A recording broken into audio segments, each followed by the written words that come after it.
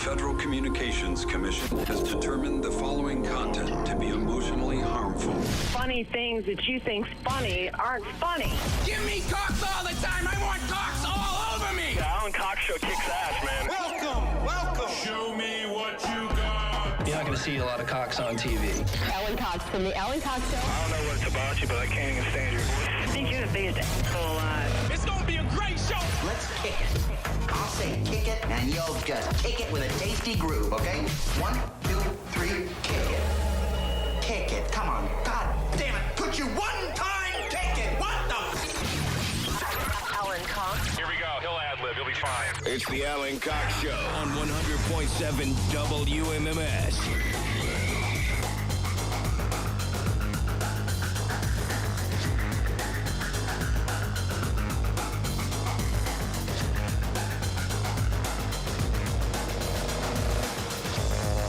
Hey, what's going on, gang? Good afternoon. Hi. Greetings. Welcome, welcome. My name's Alan Cox. Thanks for being here. They said it there, but I'll say it again. Because why not? Say hi to Billy Willie Bill Squire. He's right over there. Yo, creepy hug. Mary Santora is in Midtown Manhattan. What up? And Poundcake's back in Studio G. Afternoon, white people. Because he's a real one. Is the Yes. saga of the car continuing? Yes. Yeah. Yeah. You sound pleased as punch about it, too.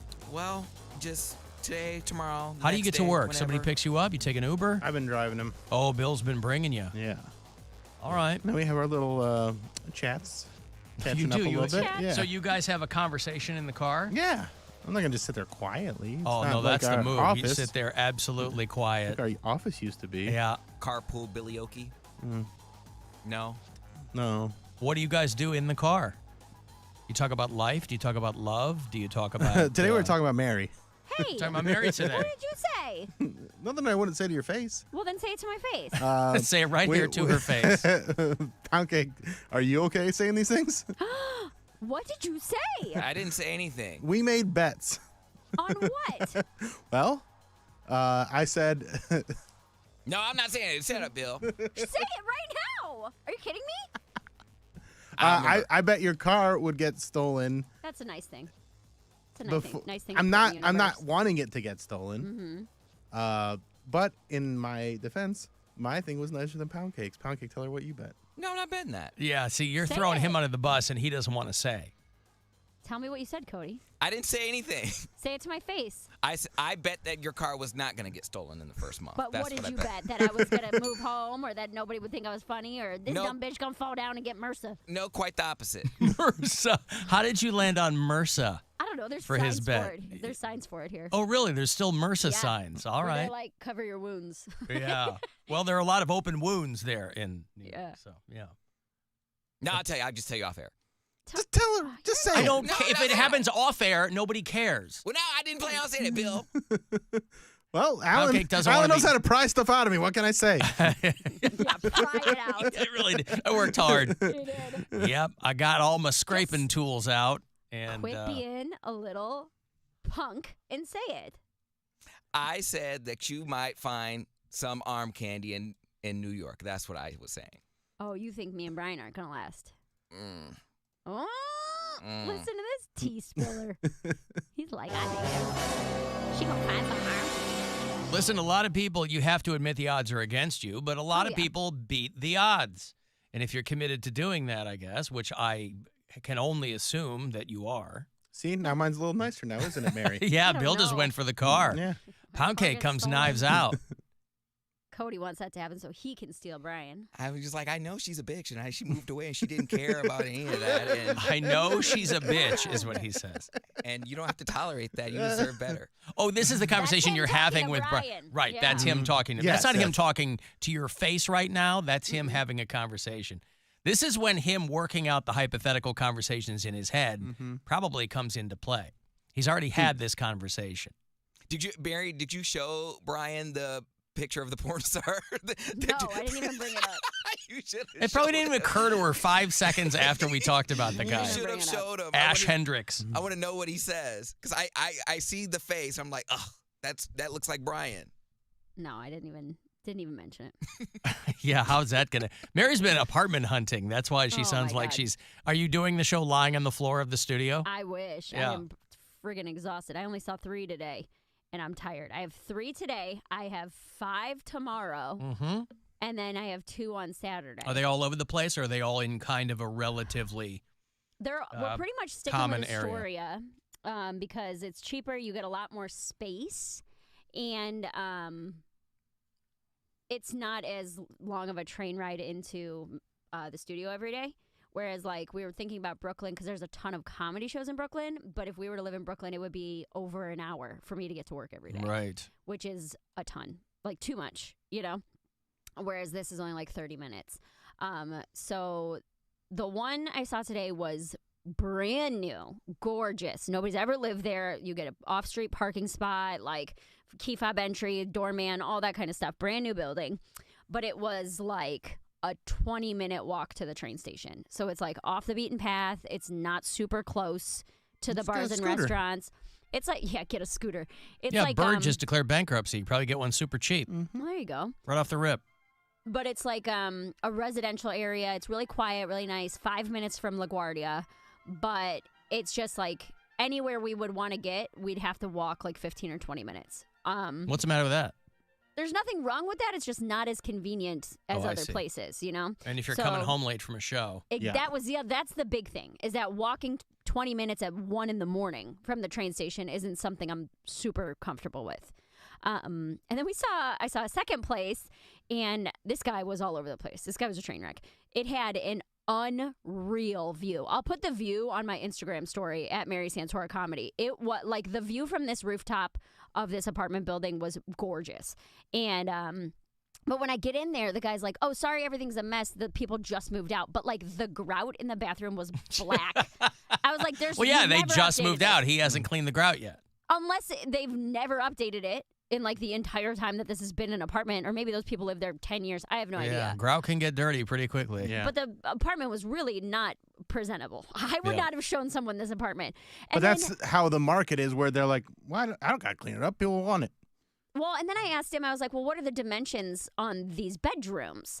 Because the bedrooms had no closets. So then I'm like, now we have to account for getting like an armoire or a closet or some shelving or something. And this dude starts measuring with his feet. So he's going like 1 heel foot, to toe. 2 foot. Yes. He's going heel Hey, to foot, toe, straw heel foot. to toe. And he's like, they seem to be about 15 by 8. I'm like, you don't have a floor plan? Homie doesn't even have a tape measure, and he's No. showing an apartment. He's showing an apartment with his, like showing me the measurement of the bedroom with his feet. Like you measure out a cornhole board, like how far apart you set up cornhole boards. Mary, I So- know you think I'm against you right now because I said your car's gonna get stolen before you and Brian break up, but I don't think you should take that apartment. I'm not going to. Just, That was the thing. Like I think he's gonna be a bad landlord. Well, I I'm think looking there's at a lot it. of red flags with that. It was a really nice, like, they had a workout center. The building was great. And the view, I just put the view on my story. And it was awesome. But I'm like, this is not worth this man measuring things with his feet. Because I have a feeling that is how things are going to be handled here. Yeah. You know, if something goes wrong. I remember looking at an apartment. Gwen was with me. We're looking at an apartment in Chicago, and the people were still there. They were going to be leaving, but they were just in their living room. There's the realty lady or whatever showing me the apartment, and it's a guy and his wife or girlfriend. They looked like they were probably like mid-30s. Middle of the day, sitting on the couch playing video games. Yeah. Blinds drawn. I'm like, what is going on in here? Did it smell in there? Yeah, of course. These two look like they hadn't gotten up all day long. I'm like, why are they here? I mean, Right. usually they go, hey, we want to show the apartment. Could you step out for a little while? Whatever. Either they didn't ask him or these two were like, nope, they can come in and look. And so I'm like, poked my head in. Because if there's two people sitting there, I'm not going to walk through their entire place. I'm going to stand right in Like front of their the TV. bedroom, yeah. No, I like stood there in the kitchen. I was like, okay, cool, thank you. And then walked right back out. I'm like, I'm not even going to, you can't really get a good vibe on them. I had never had that happen before where the two people were just sitting there. Yeah. And they're like, these are- yeah, well, look at whatever you got to look at. And I'm like, I think I already have, but thank you. So I didn't even check the grout. Their grout you might have didn't been, look at the grout? it might have been pristine for all I know.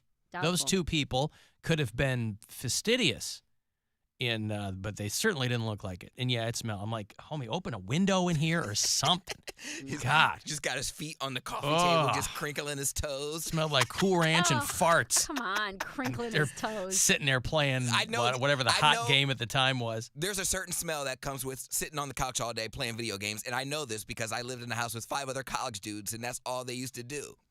Bong sitting there. Yeah, it's the smell of not moving. Stale. Yeah, just stale. Don't open blinds or anything. There's 2 that I'm seeing tomorrow morning that I'm like, the 2 that I'm seeing tomorrow morning, I'm seeing 5 in total tomorrow, but 2 of them I'm like really excited about. So I'm hoping those 2 aren't as big of a disappointment as the ones I saw today, but we'll see. Well, better times. Yeah. I'm going to break here. If you want to send me a text for something, 35192 to get me there, AlanCoxShow.com. You can watch live.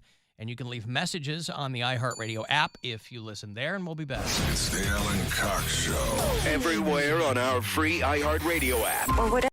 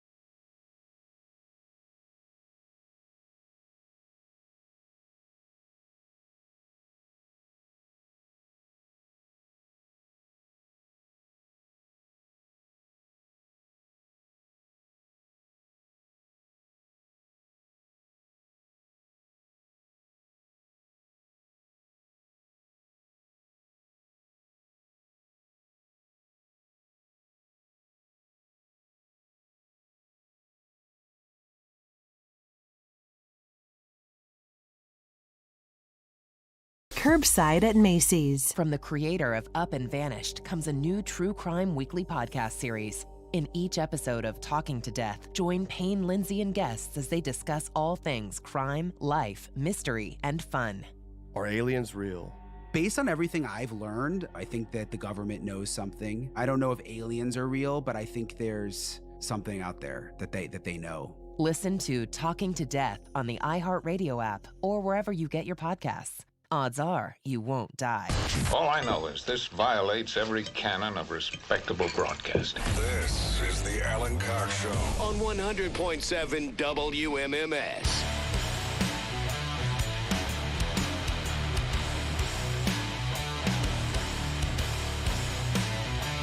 (216) 578-1007 to join us live, or 800-348-1007. If you listen to us on iHeartRadio, thank you for doing that. You'll notice, by the way, you podcast listeners, that yesterday's show is not up there yet. I don't know why.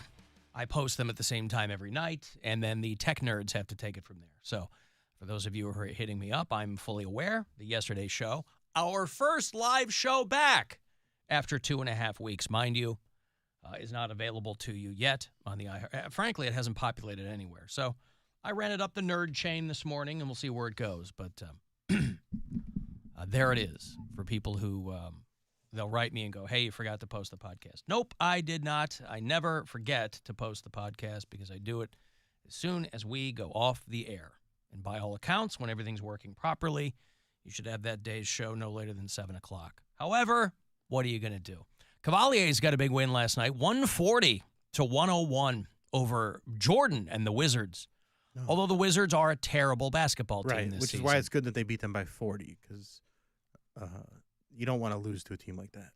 39 points. Mm-hmm. They beat them by 39 points. You don't want to lose to a team like the Wizards, but the Wizards are hoping to turn that around because they'll play them again tomorrow night here at home. So 7:30 tomorrow night. Second of two, Wizards Cavs at the Romo Fijo, right around the corner.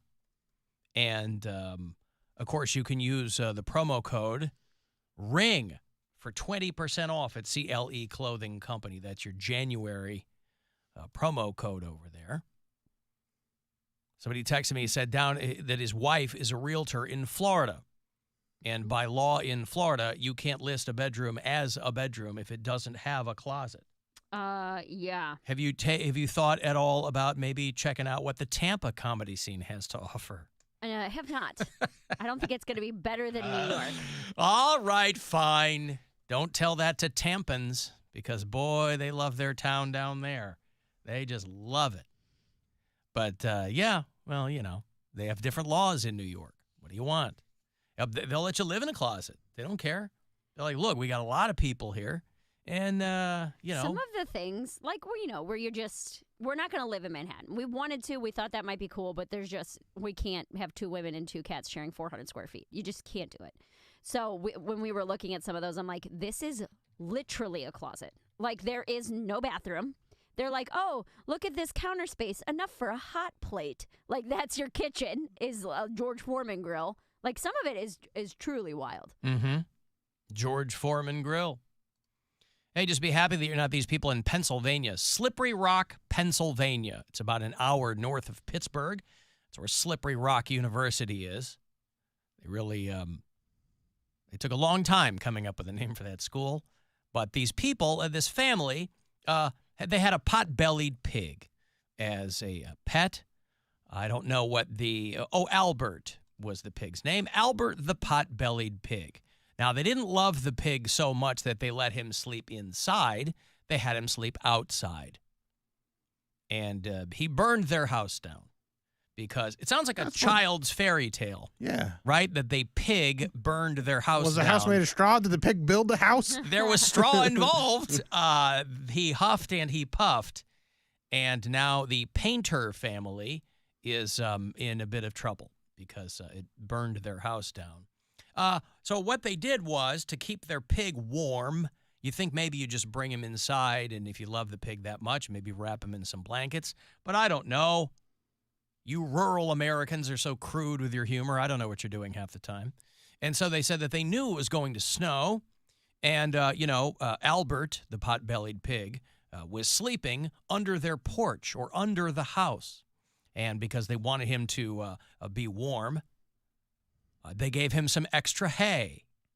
And they also gave him a heat lamp. And you can probably figure out the rest.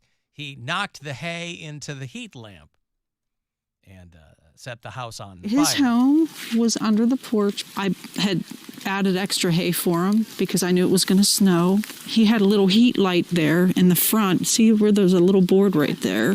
And he must have knocked his hay into the heat lamp and caught the house on fire. Yeah.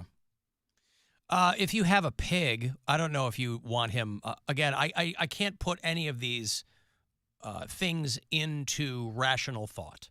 That you have a pig that you let live under the house, and then you give it hay and a heat lamp under your house. I don't understand. Albert's fine. Albert's being treated for some burns and smoke inhalation. The painters, the family, got out of the house unharmed, so nobody's hurt.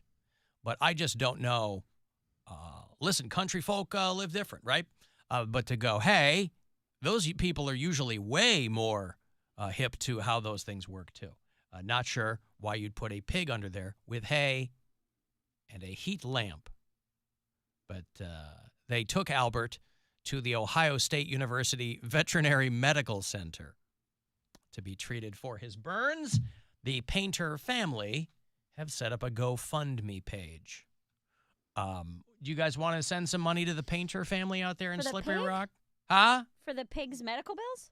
No, probably to help them with the house. I thought it was going to be for some bacon, but no. Crispy bacon. No, I'm not sending them no Help money. for the Painter family. Yeah. They're trying to raise $15,000. And they've almost hit their goal. But what? Nothing. Are you immediately dismissive of the family that's got to GoFundMe? Yes. I mean, you're not required to donate. I'm not, but just It's Dustin. I just think it's funny how that pig was sleeping in the house. All of a sudden, he knocks his hay into a heat lamp, and we're supposed to believe. I think that's a bunch of hogwash. I can't say Bill Squire at the Agora anymore. Patina Arts Center. The Bill Squire, the Patina Arts Center. Where's that? Canton. Canton. All right. January 13th. Hey, there you go. Just say Bill Squire, pure BS. I still need people to watch that one. You need them to watch it. I mean, I like them to. Yes, Yeah. need. I mean, that's why we do this. We need you guys to consume it. It's not. I see. It's not a like. It's not a preference. Right. It's a need. It's a must. It's like hay, a heat lamp, clothing, water. It's a need. Yeah, so I don't know. You know, these families that get so attached to their pig or their pet. You know, obviously, if you wouldn't have a dog living under the house, you would have a cat living under the house. And they talk about how smart pigs are. I mean, this pig didn't even know that hay was flammable. I mean, again, I don't know much about pigs. I would never have one for a pet. But, Poundcake sent us that video of that guy attacking that judge. Dude. Ooh, I saw it. I got that last night. I hadn't seen the whole thing. That's great. I don't like, again, I sent it because I know it's content and we would probably talk about it, but I was one of those kids in school that never liked watching other kids fight. People get hurt in fights. It's weird. And it's intense. Like, I can't see myself cheering on someone, another kid beating the crap out of another kid. Like, I just didn't like it. And it's the same for adults. I don't like seeing fights. Like, once I knew the aftermath of it, that she wasn't harmed really and like nobody was really hurt, that's when I was able to enjoy the madness of him jumping over the bench. Clears the bench. Yeah. Like, Isn't there supposed to be a bailiff? There is a Isn't there bailiff. like a Everybody's fired. Everybody has to get fired after that. That was a crap show. Because, the guy sitting next to her who's like, what, a court reporter or something? He's not the bailiff. There's somebody in a uniform. The guy with the tie on who's sitting directly next to the judge. Who's like punching him in the ribs at one Yes. point. Everybody needs to get fired because that is ridiculous. You're like a court assistant or something like, judge's assistant. It's not his job. I thought there was. They should have cops. Also, it looked like it took. I'll play this for people who haven't seen it. It looks like it took 2 or 3 people to get this dude off. He was and going they at were it. wailing on him. What I couldn't tell, Well, though, he's got priors in their battery, so he knows what he's doing. Yes, he knows he's in there for assault. Yeah. What I didn't understand was whether or not he had that woman's, because you see him pull her down by the hair, the judge, and I wasn't sure if at what point he let go of that. But now, he like flies. Well, the guy. It took me a second to figure out what's going on because you hear a woman screaming, and I thought she was yelling Oprah. I'm like, why is this woman yelling for Oprah? Yelling, That's her God. No. The guy's name is Diobra. So she's yelling, Diobra! Diobra! Diobra Redden was the guy. This was a sentencing hearing for an attempted battery charge. All this guy wanted to do was charge a guy's battery, Bill. Mm-hmm. And this guy's in court. I don't understand it. Now, I'm no lawyer, but he's just trying to do something nice. It's wintertime. Of course, this was in Nevada. Probably didn't have to jump a guy's car. Mary Kay Holthus is the judge, and she's like, she starts off basically saying, this guy's going to need a bit more time in the can, maybe. They asked her to consider giving him probation. He said, I'm not on drugs. I'm not actively committing crime. I'd like another chance. And he wiped all that away by jumping. She was like, I think that I should give you something else, given your history. And then he jumped the bench. What did he think was going to happen? Which, you got to go up. This isn't a ground floor, judge, if you've ever, you got to go up a little bit. And he clears it. Here, let me show you this if you're watching the live stream. If you're not, you've probably already seen the video, but he's... With the laws of the state of Nevada, this court...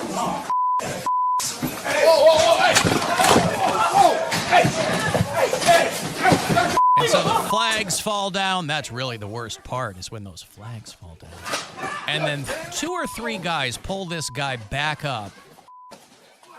And the bailiff's there, swinging at the guy. Another guy shows up. They're hitting him hard. This guy was heavy duty, man. He was.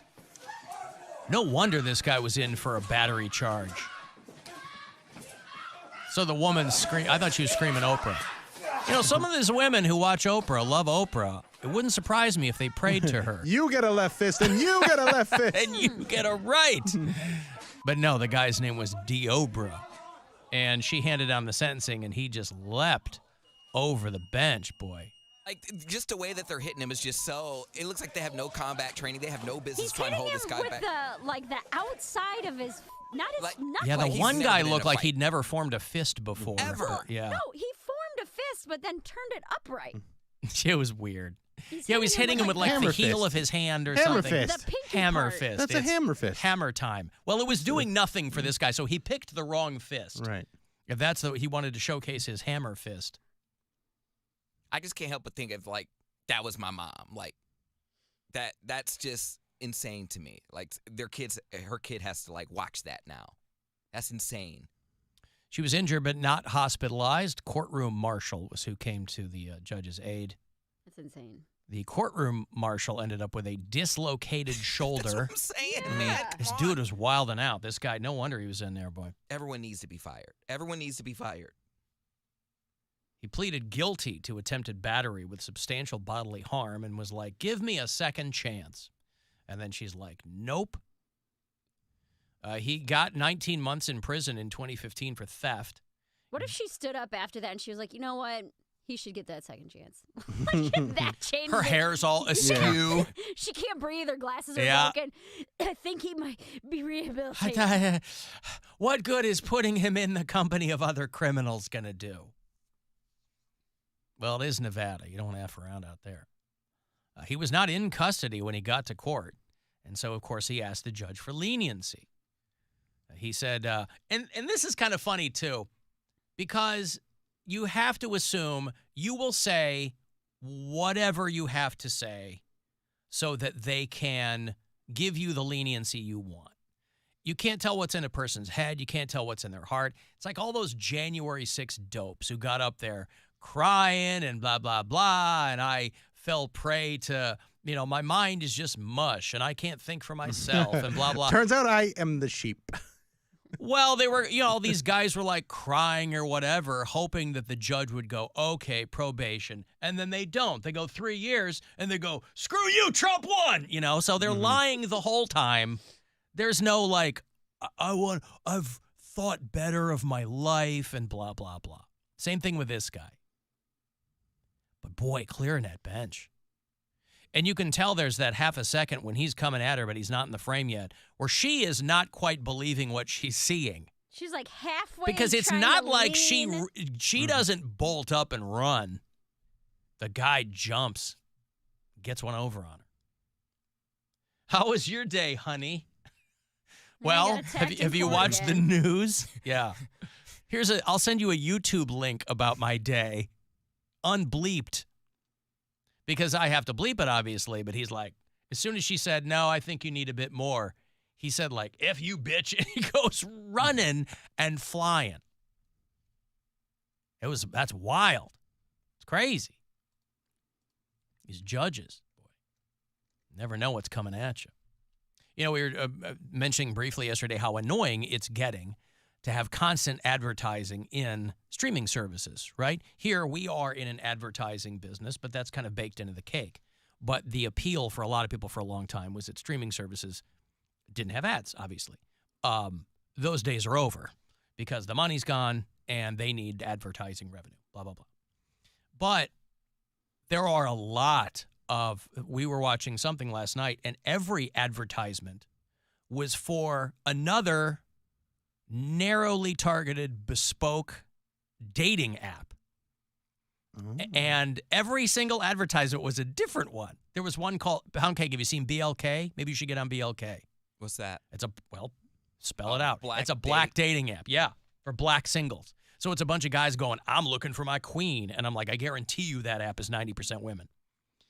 And Chispa is another one. That's for Latino singles. And so half of that commercial is in Spanish. But a lot of, foxy girls in there. J-Date's been around for 100 years, right? J-Date goes way back. If you're Jewish, you want to meet other Jewish singles. Maybe you don't have a bar or bat mitzvah coming up. You can go on J-Date. But they're getting kind of more and more narrowly targeted. But they're just doing shotgun blasts of advertisements. So I couldn't help but think, maybe you should get on BLK. Maybe you'll find, I know you like white guys, but I mean, maybe you'll find your king. I've gone on a couple dates from Facebook dating. So that's not what I'm talking about. I understand that, but no, I'm not doing any more dating apps. I have Grindr, Tinder, Facebook dating. That's enough. More than I can keep up with. I have so many unread messages. No. A lot of people who are single and dating, they're going the other way. I was watching a thing about how Google Docs is getting, people are like, screw it, I'm pulling the plug on the dating apps, and they just go on Google Docs. There's like these directories where it looks like an old school spreadsheet, and then people just post like one sheets of themselves. Like a resume? Yeah, like a resume. Like, hey, I'm 29, I'm a lifestyle journalist. This 29-year-old woman in London, and she's like, here's what I like. I like all things pink and fluffy. I like pasta. I like Seth Rogen. She likes George Michael, misspelled, but I guess she still likes him. And then things she's not looking for. Yeah, literally. It's like a resume. It's like a one sheet. Her picture looks cute. And then an about me. Do people still... She doesn't want anybody into Andrew Tate or Joe Rogan. She doesn't want any gym bros. Oh, well, then screw her. And she doesn't want any rise and grind types. Well, she's also straight, Cody, so that wouldn't be for you. The one time my sister shared an Andrew Tate post, like not knowing who Which he sister? was, my younger sister. Okay. Not knowing who he was, I could see the motivational aspect behind it. But she shared it to her Instagram story. I was like, yo, take that down immediately. She's like, what? I'm like, this dude is the literal worst. Like, super misogynist. Like, and then I started sending her, like, other things. And she's like, well, if he's such a bad guy, why would he post something that can be seen this way? I was like, so people like you think that he's not that bad of a guy. To pull you in. Start following him. Yeah. I did not know anything about him until, I mean, you'd see people posting his stuff, but I didn't know who he was. Until, like, all the, he's in Romania to rape girls or whatever, allegedly. I didn't know anything about the guy. he's like that alpha male. Mhm. Women have no place except, they're a hole. Like, that's it, So why was your sister reposting him? Somebody had posted, there was a post on like TikTok where this guy who survived cancer was quoting him, saying like, oh, he got me through the hardest parts of my life, and then he gave a couple Andrew Tate posts, Oh, like I see. comments, I see. like It all got conflated Out of together. context, yes, yeah. like clips from his podcast, making it seem, and obviously Andrew Tate reposted this, right? So making it seem like this motivational guy got me through chemo, and I wouldn't know what I would do without him. And I told my sister, I was like, watch one other video about the guy. But isn't Any he other also like video. a fake British guy? I don't know what he is. Like he's from here, but he's grew up in, I believe, England. Like he split time. No, he grew up in Chicago and Indiana. Right. Like but he's got like a British dad or something like that, and then he spent time abroad. Like he's got a I weird. see. He sounds weird.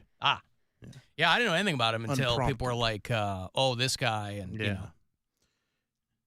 Well, and did your sister take it down? Did she say "screw you" and jump across the coffee table and tackle you like that guy? Exactly what she did. Yeah. Oprah. Oprah, help me. D'Obra. That's what Ricky Bobby says when he's on fire. Oprah, help me, He says, Oprah. Is that what he says? Help me, Oprah. Help me, Jewish God. God, I haven't seen that movie since I saw it in the theater. Ricky, the Talladega it's Nights. funny. It's a good one. I think the first like half hour, 45 minutes is just like some of Bangers. the best. It's so good. It's boom, boom, Yeah. boom, but like it doesn't Once stop. they have to like jump into a story, then it kind of It slows down. slows down a little bit. But that's most comedies. You know what I watched for the first time? I think in my whole life, I thought I had seen it, but I have not. Was Blues Brothers? It's on Netflix, and what a wild movie. I don't know that it holds I don't up. think I've ever seen it. I mean, Blues Brothers is considered this classic, and back in the day, I can absolutely see it, but I don't know that it holds up. It holds up in a like if you like. I mean, it's got full songs. So like, Mary was talking about this before, where in like in the 80s. 80s movies they have full songs, and so they have full musical numbers. So it makes it like a 2-hour plus movie, which is not great for a comedy. Right. But it's kind of fun to watch because of how, I mean, it's 1980, so you just see how ridiculous things are and how over the top and how dirty. Everything's just so dirty. It's filthy time. But it's fun. I had a good time watching it. It just looks grimy. Yeah. Yeah. Like it's not as funny as it is just fun. It's just a fun movie. Yeah, I kind of went back and started watching some like 70s classics that I hadn't ever seen. Some of those movies, even these ones that are like really highly regarded, just movies from back then, they're so slow, the pacing on these movies. And I don't know if it's because I don't think it's because I'm so used to movies now, because I can go back and watch old movies and still enjoy them. But some of them, like, oh my God, something needs to happen here. Mike from Parma suggests that Poundcake's going to go on some dates, but just because he needs a ride. Riding some dinner. Wait, are these dates, Poundcake? Have I been going on dates with you? Well, you are having meaningful conversations on the way to work. Well, a ride is half of it. You also got to buy me dinner, so no, it's not a date. Okay. If it is a bum date.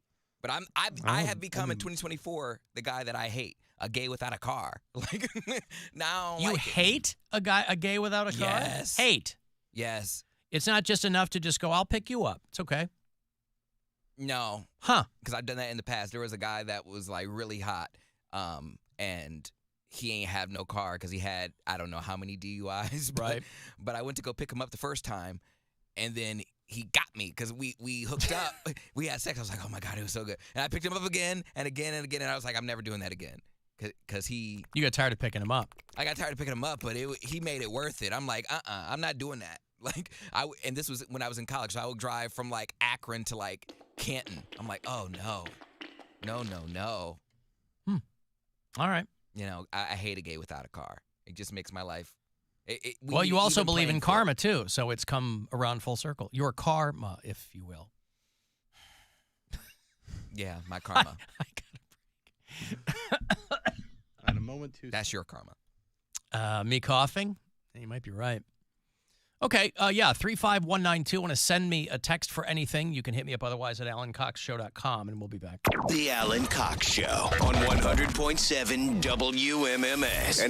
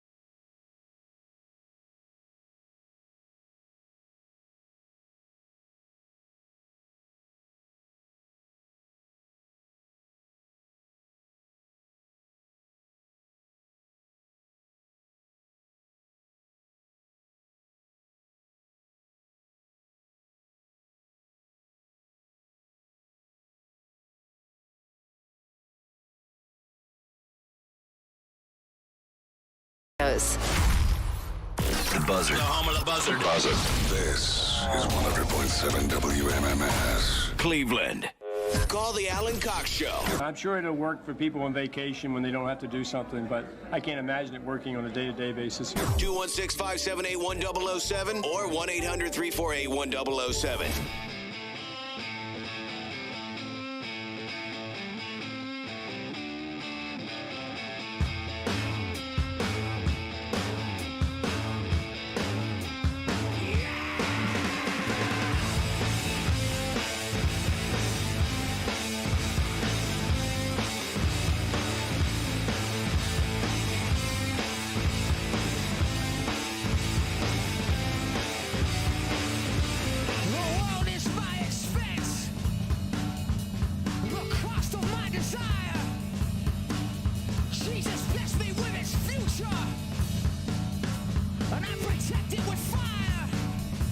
Who is this Poundcake?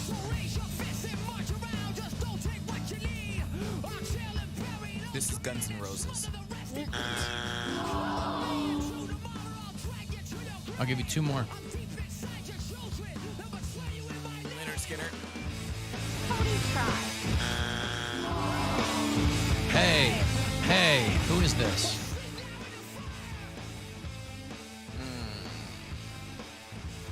Van Halen. You don't really think this is Van Halen? I thought it was really Guns N' Roses. You did not. This is a band called Rage Against the Machine. Oh, no. These guys, it was a big deal. If you were a Rage Against the Machine fan a couple years ago, big deal that they had finally buried their respective hatchets and they were going to put it all back together. The other guys had done their time in Audio Slave with Chris Cornell. They had done a Prophets of Rage project with the guys in Cypress Hill. But all was forgiven, and Zach De La Rocha was going to come back into the fold, and they were going to reunite Rage Against the Machine. And then COVID hit, and so they postponed a lot of those dates. Well, they postponed them to 2022, and I don't know if the green light was there yet, and they postponed them last. And then Zach De La Rocha broke his ankle or tore his ACL or something. Those guys were quickly reminded that they're 50. And they said, well, we'll do them in 2024. Well, they're not going to do them now. They said, we're done. If you had tickets or if you were holding on to any kind of hope that those reunion tour dates were going to get rescheduled, because they said that's what they're going to do, that is all gone. They're never going to tour again, is what they say now. I don't know what happened in the interim. I know that Timmy Comerford got sick, too. I think he had prostate cancer or something like that. But Brad Wilk, who's a longtime drummer, and Tom Morello, they said a lot of people waiting for us to announce our new tour dates for the reunion, and we don't want to string people along. And we want to let you know that this is not happening. If you follow any of those guys on social media, they've kind of echoed the same account, that they're not going to tour or play live again. So I don't know what happened. Maybe Zach was a holdout for so long, maybe he finally just said, screw it. But yeah, the second stop of that tour, Zach De La Rocha tore his Achilles tendon. That was their Chicago show. And so as quickly as they got on the road, so I guess if you saw that first date, you were going to be the only person to really see Rage Against the Machine. And they did a couple of makeup dates. They had Zach in a chair. He was sitting there, but it was still great. I'm glad I got to go to it. Yeah. I only saw them once, and that was in the early days of Rage. Never saw them again. But they are, that page in rock and roll history is closed. They're not going to go back out. They're not going to, and people will still hold out hope because bands say all the time, we're done, we're never going to do it again. And then they come back down the road. I don't know if a band like that is a band that comes back 2 and 3 times. I mean, I don't know. But people are still complaining about. I see people still complaining about Green Day. Green Day did one of the network New Year's Eve shows. I didn't watch it. I was watching Andy and Anderson over on CNN. We went had New Year's Eve with some friends, got home probably around 11 o'clock, did like the early countdown thing for the kids because the kids were starting to peel off. But our daughter is hell-bent as often as possible. She's still on vacation. She's hell-bent on staying up until midnight in any way that she can. A couple years ago, we were at a friend's house for New Year's Eve, and the kids made it like, because it switches automatically from Eastern time zone to Central. So like when it went live to Nashville, they're like, oh, there's another countdown? So they made it to Mountain Time. We let them stay till 2 a.m. They saw 3 ball drops before we're like, that's it. You guys got to go to bed. Like, you have to. But they were so jazzed up because they didn't know that it happened more than once. Like they obviously don't understand time zones. Right. You know, but the fact that they were up till 2 in the morning, they bragged about it for like weeks. Remember the time I stayed up till 2 That's a big deal when you're a kid. It is. Yeah, it's a big deal. But Green Day had done the Seacrest thing over on ABC. It's the New Year's Rockin' Eve, the old Dick Clark show. And Green Day had performed American Idiot. And they had changed. Again, this is not the first time they've changed lyrics of their song, so I'm not quite sure why people were so bent. People who I guarantee never paid attention to Green Day before were all upset because they had changed a line of American Idiot to I'm not part of the MAGA agenda. They usually say redneck agenda. That, by the way, is also a song that has the word faggot in it. And they said it. Did they? Yeah. I mean, see, I didn't see this. It gets bleeped, but they said it. Like he sings the lyrics. So people I don't expect the MAGA people to be upset about that. Right, they're but like, boy, we were really liking that song for one reason. Yeah. And then, like, how could you not be part of the MAGA agenda if you're dropping that word? Yeah, I cannot put my finger on why I like that song so much. But, yeah, the Red Hats just flipped their shrimp over Green Day being political. Well, and I really, so we were talking about Rage Against the Machine and Green Day too. I don't understand when people got to rock and roll should stay out of politics. I don't know when that happened. I don't think it's recent. That sentiment has been around for a while, and I don't, you think of the Crosby, Stills, and Nash song, and Young, Ohio, about the shooting at Kent State. Nixon's name is in the first line of the song. Right. Calling the guy out. I mean, how many people love the song Fortunate Son by Creedence Clearwater Revival, and then they actually listen to the lyrics and they're like, wait a second. Hold on, just a minute. Wait a second. Well, it's one thing, I guess it's one thing to me at least to misunderstand a song. It's another thing to say music should be devoid of politics. That's such a generationally tone-deaf sentiment, and I'm not sure where it comes from. Nobody who listens to Green Day or has listened to them for a long time would be surprised by that. So, yeah, I don't quite understand it. Why people, the F Your Feelings crowd cannot stop whining about their feelings. And Green Day is, I guess, the most recent example of that. But that whole strain of keep politics out of music in general. It didn't even have to be confined to rock and roll.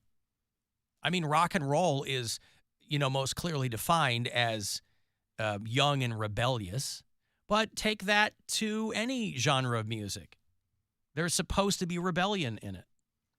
And that's why I like John Mayer so much. I sent you guys a screen grab because I was watching CNN New Year's Eve, and they cut to John Mayer in a cat cafe in Tokyo. It's the best day of my life. John And those Mayer guys and were, cats. and I sent it obviously because Mary's a big John Mayer fan, but boy, they made a Cooper lost his mind. I don't because he was that's so entertaining. giggling. It's not. They were drunk. They were making a big deal about the fact that they brought back the booze to that CNN New Year's Eve thing because after the Kathy Griffin thing, they were like, "Whoa, we're gonna." No, that's not what it was. Andy Cohen was like belligerent the last couple Is that what it years. was? Yeah. It wasn't last year. It was 2 years ago. He was yelling at Mariah Carey or something. He called out the mayor and was talking about what a trash job he was doing. That was when they still had de Blasio, And right? he was talking about like Ryan Seacrest. He's like, we all know he's undercover. Well, he was saying that, and he was so drunk, he's like, implying that he's gay? Mm-hmm. No, well, that he's gay, and then he was also like, if you're watching Ryan Seacrest's Parade of Losers, I don't know what you're doing. Like,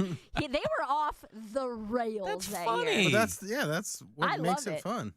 That's nothing different than what Kathy and Hoda did every day for like 20 years. Kathy Lee Gifford. Yeah, they used to get lit on that show, like the wine tasting, and they're like, "Oh, I'm gonna have another glass of these," and there some ladies promoting a jewelry or clothing line. And they're just like, "Oh my God, that's awful!" Like, they would be drunk. The Andy Cohen, Anderson Cooper one. Even this year, it was after New Year's Eve. There were still people in Times Square, and Andy Cohen's starting to get sassy. And they cut to some dude in a tuxedo talking to people on the street. He's like, "Oh yeah, that's great. We want to talk to a housewife." I'm just like, dude, what are you doing? That's funny. Oh. He forgets he's not a head of a network anymore. He's just Andy Cohen. Is he not a head of a network? No, he used to be the head of Bravo, but he's not anymore. Well, he's still a major producer because he is, but he doesn't run the network anymore. Okay, because he sold off all like the rights to the franchise of Housewives. Yeah, when you're the big boss, you can do whatever you want. But when you're on CNN, I mean, CNN's, they don't want to mess anything up because they're always on the precipice of, something negative. But so anyway, yeah, the whole Green Day thing was very, very strange. Funny. That people were so upset.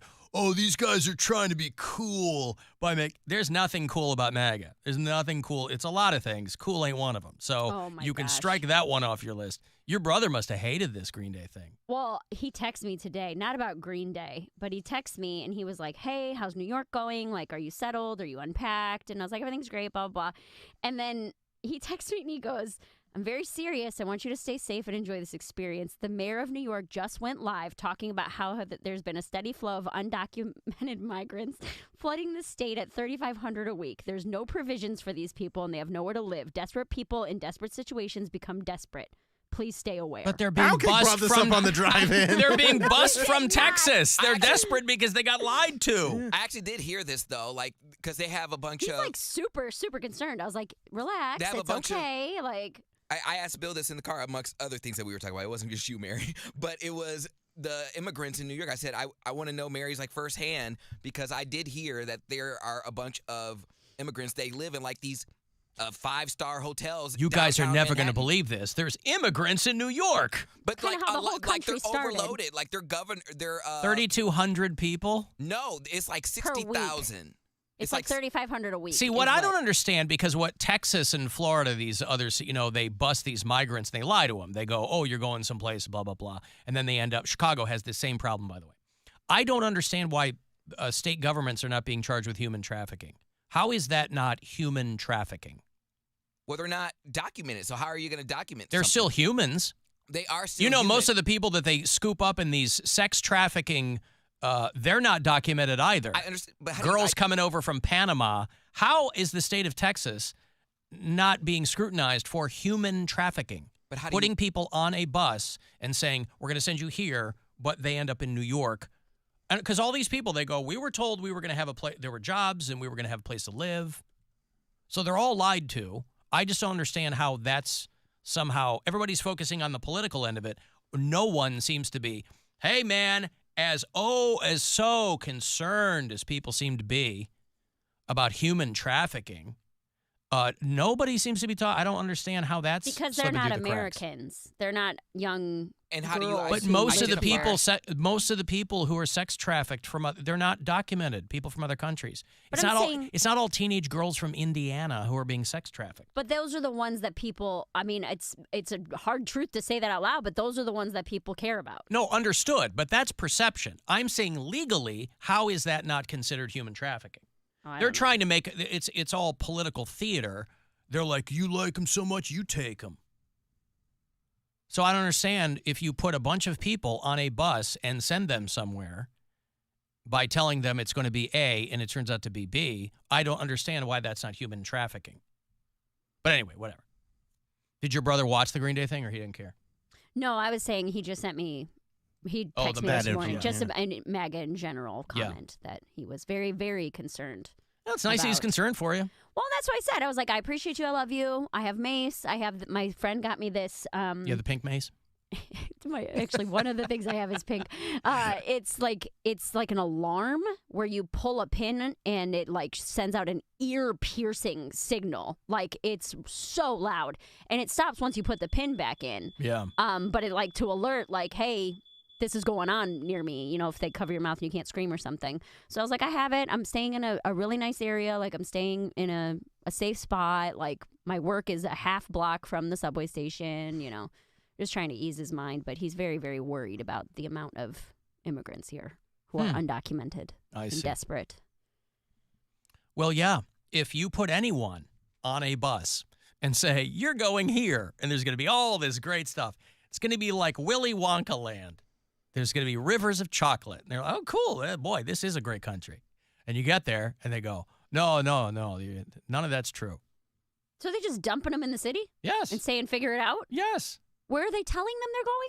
Oh, I mean, when they first started doing this, they were like, you're going to go out to Martha's Vineyard. You're going to go to this great... Oh, the people... And work in a vineyard? I don't know what they told them. They're trying to own It's the all libs, political theater, trying to own the libs. So these red states just put migrants on a bus. Now, all that said, the immigration policy of this country is very broken. It is very broken. That's not even a hot take. Anybody on either side will account for that. But putting people on buses and sending them halfway across the country, I just don't understand why that's not considered human trafficking. Oh, so it's weird. And maybe there are people talking about that, but I don't hear it. It's weird how these Christians that are, conservative don't see immigrants as people. I don't think it's necessarily that they don't see them as people. They absolutely don't. No, it's let's take care of our own before we start taking care of everyone else. The classic Jesus line. Take care of your own first. I'm just saying. I'm not defending New Testament it. New I'm Testament not defending it. quoters. I am. Screw that. I'm not saying that it's another reason why people get upset when we're in wars and stuff. Right, like, except hey, it doesn't make sense. But we're already not taking care of our own. And that's so that's what what's is the point of that? frustrating. Right. So let me get my money. That's and a then I help completely other people get it's their a completely useless thing for people to say. No, Let's it take ain't. care of our own. Fine. Then take Let's care of do them it. too. Then take care of them too. Well, not like that. This is a big country. There's still a lot of room for people here. No, it ain't. Oh, Yes, mean, it is. Keep them out. Bro, you're going to need a roommate in like 2 months. Calm down. You better shut your mouth. I don't need no roommate. Immigrants being in this country, Poundcake, won't change whether they're here or not. Your life is not going to change one iota. I don't care. I want them out. I'm going to get me a Dominican who can't speak English to screen the phones. Is that that's your big concern? No. Well, then what's your concern? The fact that I'm here and they are here too, and I'm documented. Yeah, but that's just because you were born here. I mean, that's... Ain't my problem. That ain't my problem. That's not my issue. What's your issue? My issue is that I want them gone. Why? Can I not have an opinion? But No, you vote. opinions are usually weighted in... Right. No, mine's not. I just want them out because I can. But why, though? Because forget that. Forget that. I'm just saying there's other places. Why do they always have to come to America? Because this is the land of opportunity. Make the land you are born in better. Why would you not? Why are you? How? What do you mean how? These are people who are seeking political asylum, or they're seeking all kinds of things. Or like women and children who are not But you're equals. looking for another country to solve your problems. Well, we kind of promised that. Give us America, you're poor, you're broken. It's on the statue. That was part of it. What is It's the fallback on the plan? statue. What? What is the fallback plan for America? So we just have to solve all these other countries' problems. Well, you Who's gonna might help us solve our problems. you might have noticed we're not solving anybody's problems, whether you're Because born and live here or not. Just like how are you gonna solve everybody else's problems and then not solve your own? It's just the same thing. But that's not what people are suggesting. People who come over, they always say, you want to solve the immigration problem, you start finding companies who hire illegal, undocumented people. It's not the people, it's the companies who are hiring them because they can pay them a fraction of what you pay. So the whole, they're coming to take our jobs. That thing, that's not even controversial anymore. I mean, there's that's a just comic flat out false. There's a comic who has a bit about that. It went viral with some crowd work where they said, they're coming to take our jobs, and he's like, these are jobs white people would never have. And he explained working on strawberry farms and things like that. And he was like, if you tried to pay white people to do these jobs, salads would be $500. Americans are not taking the jobs that these people want. And there was this white Karen lady in the audience going off about how she would take that job and this, that, and the other, and how there's plenty of people in America who would work in strawberry fields for 18 hours a day in the heat for $2. And it was we're gonna have to find out who it was, but it was. It sounds like she's goofing or a plant or something. It really didn't though. This lady was getting mad. Yeah. But why? First of all, I think it might have been Ralphie May actually. But she wouldn't do that. Those jobs are available to No, but anyone. she thinks that there would be people just because she doesn't want to lose an argument. Oh, well, there wouldn't be. I mean, that's why they hire those people, because other people won't do those jobs for $1.25 a day. Okay. That's the exact reason why those people have those jobs. It's Ralphie May. I found it, but I cannot promise you that there is no. We'll send it. We have to go to a commercial break anyway. Okay, I'll send it, and then you can decide if you want to I mean, play it. we're oversimplifying the whole thing, so I don't want to go too deep into the weeds. Okay. But Ralphie May can solve the problem. I'll take your. I'll accept your transcript. I believe you. Yeah, let me break here. I'll have Devil Wears Prada tickets. Want to go see those guys? I think the show is Saturday. It's not far off. So if you dig Devil Wears Prada, it's the Metalcore Dropouts Tour. No, it's Saturday the 21st. So not this weekend. Brought to you by 2 Hours to Midnight, our metal show. So you dig those guys. You got a handful of other bands with them, and I'll have those tickets for you on the way. The Alan Cox Show. On our free iHeartRadio app.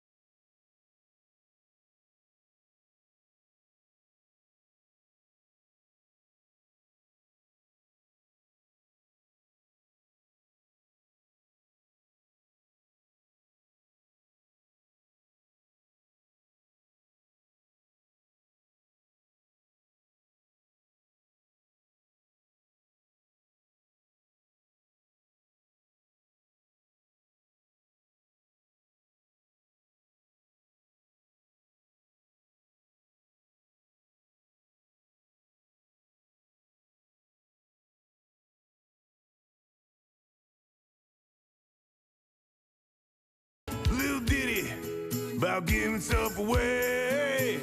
All right, you want to go see The Devil Wears Prada. They're on the Metalcore Dropouts Tour, presented by 2 Hours to Midnight. Devil Wears Prada, along with Fit for a King, special guest Counterparts, and Avoid. That is a very good lineup. It's going to be Sunday night, January the 21st, around the corner here at the House of Blues.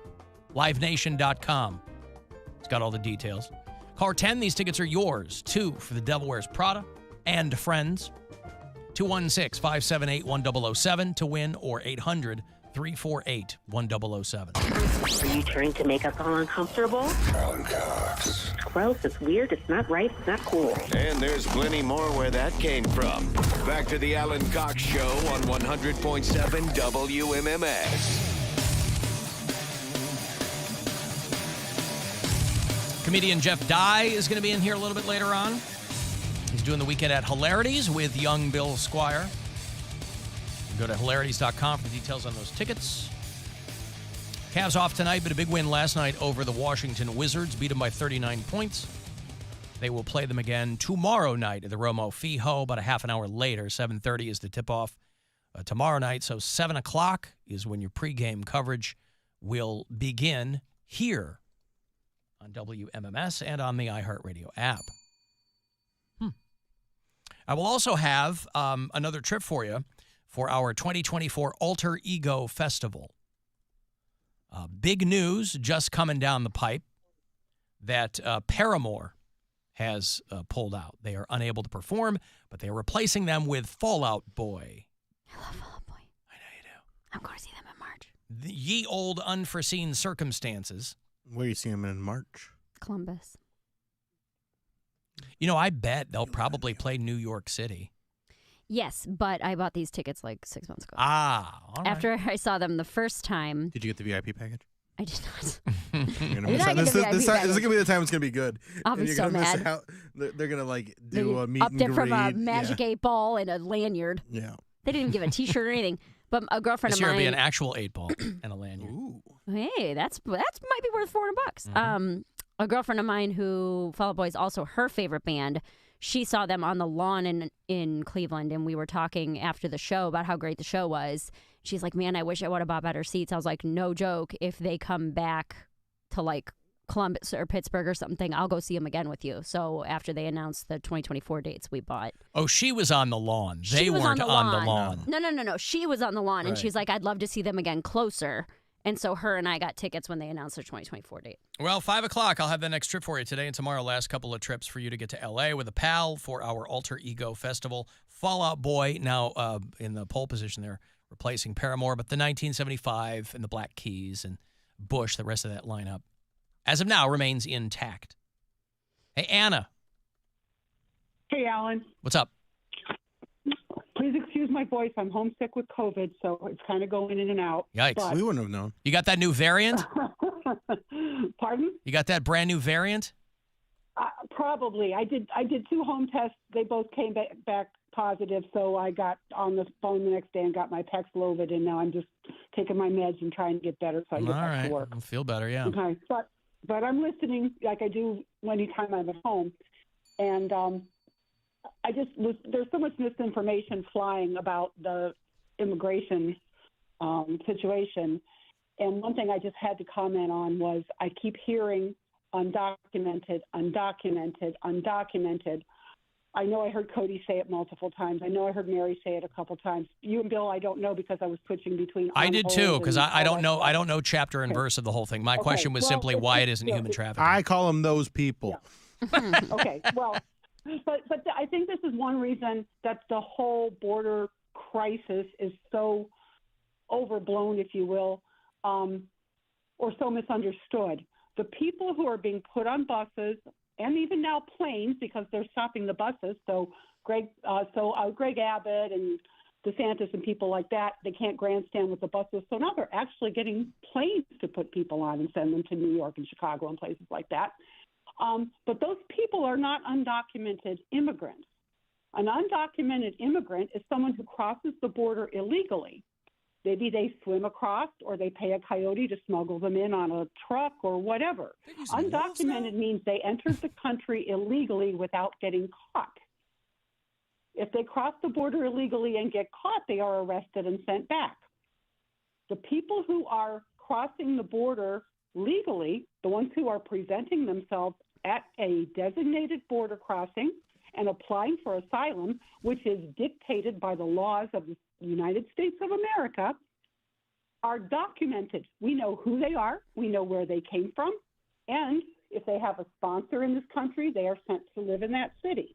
If they don't have a sponsor, they're sent to a shelter on the border, or they're looking for a place to stay, and that's when they get rounded up and shipped off to Martha's Vineyard or wherever. But we know who these people are. They are documented. They are not undocumented. So these are refugees. So they're just people that the Texas or Florida or whatever goes, we don't want you here. You're going to go on a plane now. Right. Well, anyone who applies for asylum is a legal immigrant. They just haven't been granted asylum yet. It may take them years because our system Yeah, because is the so backlog messed is up. like 5 years behind it. Because of the backlog, Yeah. absolutely. But they are absolutely given the right to do that, and they can't stay in this country and get shipped off to Martha's Vineyard or New York or whatever unless they are already documented. They are in the system. Yeah. Okay, clarifying question. There are illegal migrants working in this country that were smuggled in or who crossed the border illegally, and they are the ones that are being hired under the table by rich people to work in their homes or in their factories or whatever. They are technically illegal because they are undocumented. I also don't understand why the people with the big deportation boners aren't crowing about Joe Biden, because he doubled the number of people last year that he sent back. Yeah, well, because they don't want to talk about that. I guess. But that's part of it. One of the GOP congressmen I heard this morning, I actually heard it wasn't a quote, he was taped saying it when they did their big show yesterday, the 60 GOPers who went down to the border to bitch about the problem. They even accused the Biden administration of moving all the migrants since the numbers are down this week. They didn't have thousands of people to show off, so they said that they accused the Biden administration of moving them out of the way so they wouldn't show up on camera. But one of them specifically said, and this is absolutely true because I've been saying it for months and I've been hearing it on TV for weeks, the GOP does not want to solve the border problem because it will make Biden look good. And he flat out said it on the news this morning. Yeah. Well, yeah, that's a lot of things the GOP doesn't want. I mean, the big picture, though, the big picture is they really do need to figure out a lot of things down there. And some of them are legal and some of them are humanitarian and, Right, but the executive branch can't do it. Only Congress can do it. It has to be a statute. It has to be passed by Congress. And Congress is holding up money for Ukraine, money for Israel, money for Taiwan. What else is there? Oh, and money for the border, of all things, right now, saying we aren't going to approve any of this unless you give us all these changes at the border, which is fine, except that on the other hand, some of the members are saying, hell no, I'm not voting for that, because if we vote on that and we fix the problem, that's a win for Biden. And we can't give Biden a win. Yeah. So just so people understand, the problem at the border has been a problem for decades. And every time that any president has tried to get Congress to do anything about it, Democrat, Republican, George W. Bush tried desperately to get it fixed. Yep. No, none of them can get it through Congress because the Republicans. Because then you can't beat the other side over the anything. head with it either. That's right. Then you cannot use it as a weapon against the other side. But it's really important that people stop saying undocumented, because all of these people are documented. The undocumented ones are the ones who are getting caught and sent back, or the ones who snuck in 2 years ago and are working at the meat packing plant. Right. That's an undocumented immigrant. Clarifying question, which you've been very helpful, definitely. So when my brother texts me, and he says, the mayor went live talking about the steady flow of undocumented migrants flooding the state. Those are the ones you're talking about who are actually documented, that are being put on buses. The ones that are being put on buses and stuff, they are not undocumented. Okay. So the mayors are speaking. And seriously, Mary, I hear anchors on network news programs standing at the border or wherever and referring to these people who just crossed the border and signed in and turned in their paperwork and got a hearing date 2 years from now for their asylum hearing, referring to them as undocumented immigrants. So they're all incorrect.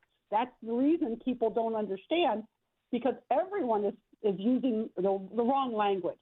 They are documented. They are not citizens. They don't have a green card, but they are most definitely documented. Okay. The undocumented ones are the ones who got in here without getting caught and did not stop at the border and apply. Which, if you ask me, legally is cooler. Like you've really gotten through a lot of it. You've beaten the odds. Yeah. Like going in and be like, oh, asylum is one thing, but like if you sneak into a country like there's something. And you get a job. Yeah, that's pretty cool. It's not easy to. Well, it's a lot. It's very easy to get a job if you've snuck in because they'll completely undercut the market. But I mean, it's okay. Thank you, Anna. I appreciate it. Feel better. Okay. Thanks a lot, guys. All right. Thank you. There's Anna. All right. Well, good. That's a lot of clarity there. Doesn't sound sick. That's me. I mean, there's a lot of energy for sick day, Anna. You may. Do you want to? Do you want a palate cleanser? Because I've had Jenna calling in recently. Oh yeah. Okay. It's time for Sweet Nothings with Jenna from Poland. I've always had reason to believe that technology is for queers. This has been Sweet Nothings with Jenna from Poland. You know, Jenna could do a stand-up special that rivals Chappelle's new special. What did she say? I have good... Play it again. I've always had reason to believe that technology is for queers. Reason to believe. What is her reason to believe? Oh, look at that. Using a phone? Queer. Oh, I've always had reason to believe. Wow. All right. Oh, you're using GPS? Queer.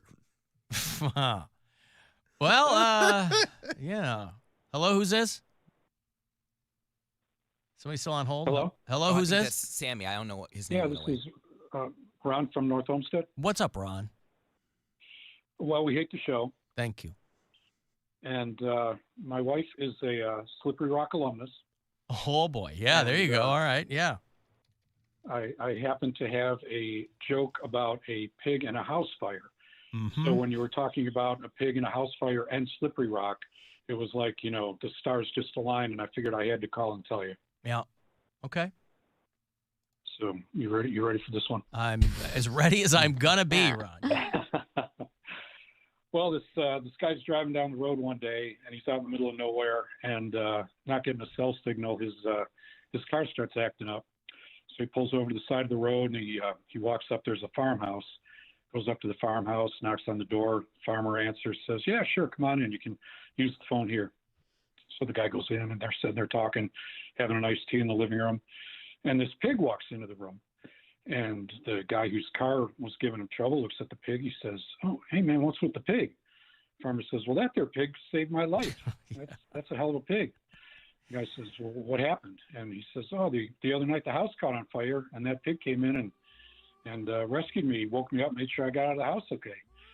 And the pig he's all beat up looking. He's got like 3 legs. He's got, an ear missing. He's all carved up on the sides.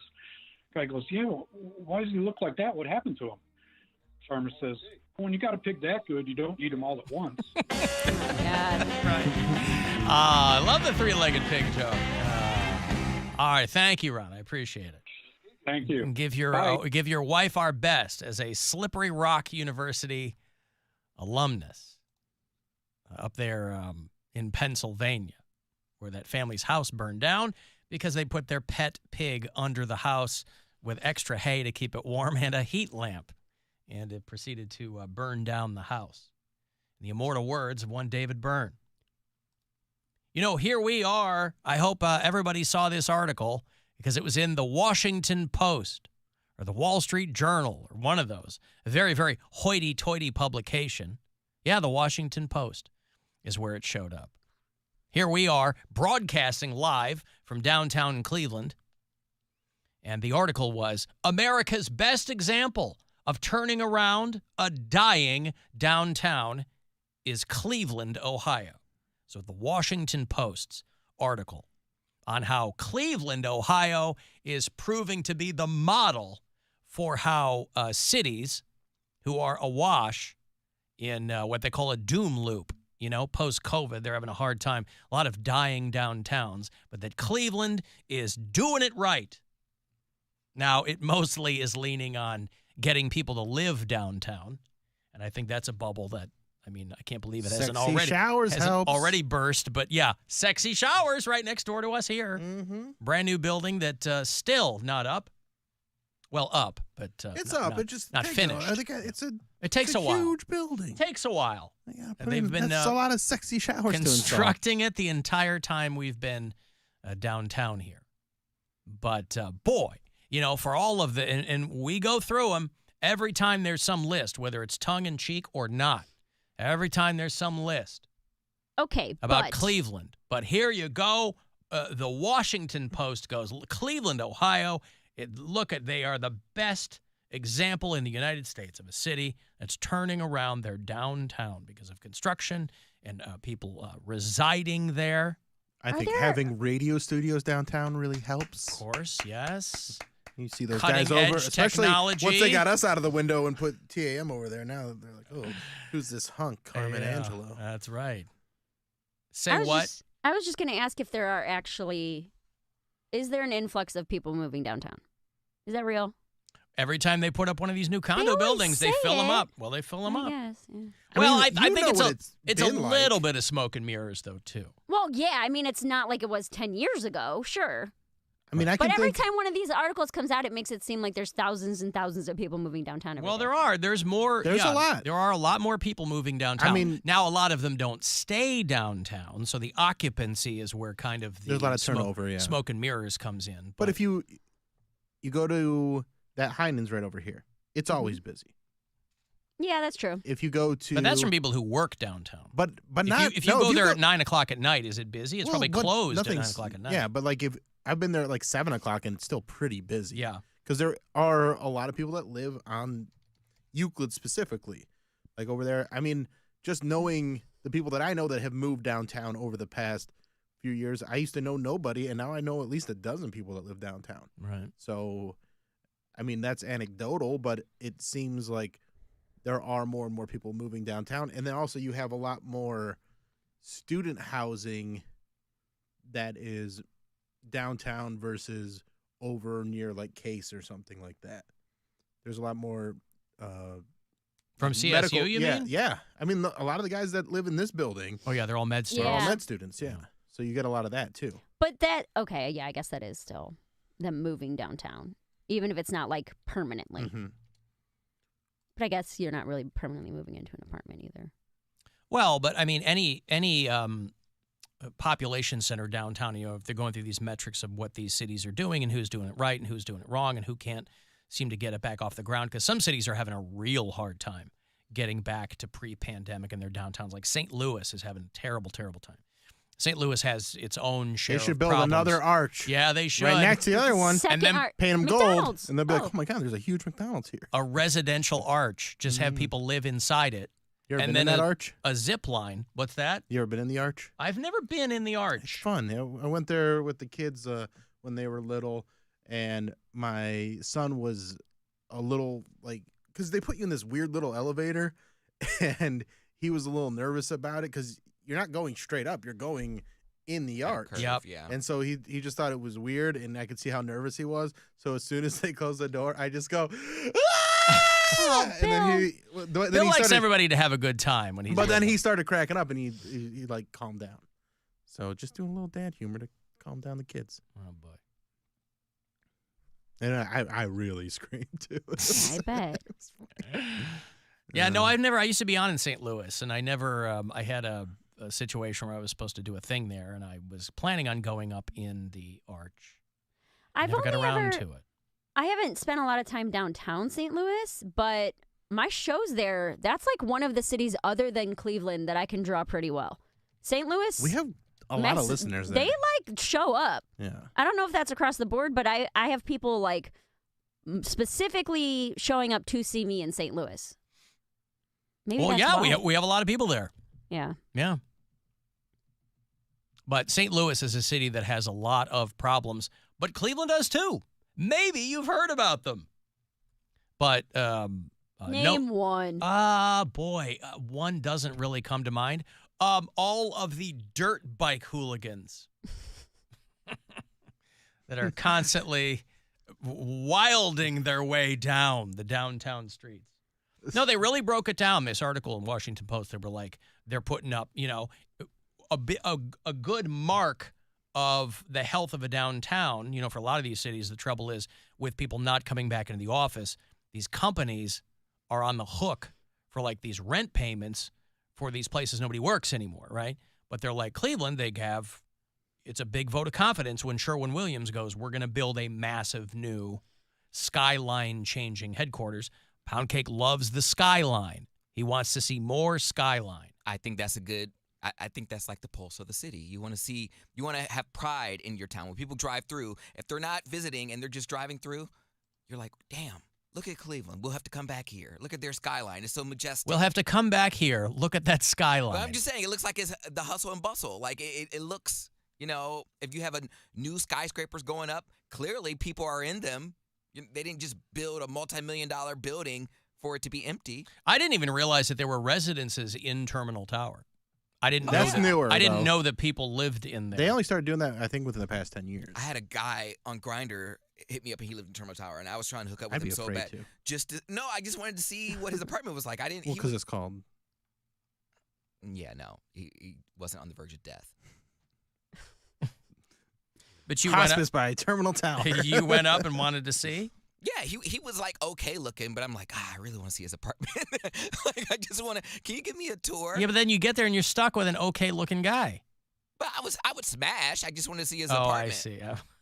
I wasn't into him. It wasn't you. It was your apartment. Right.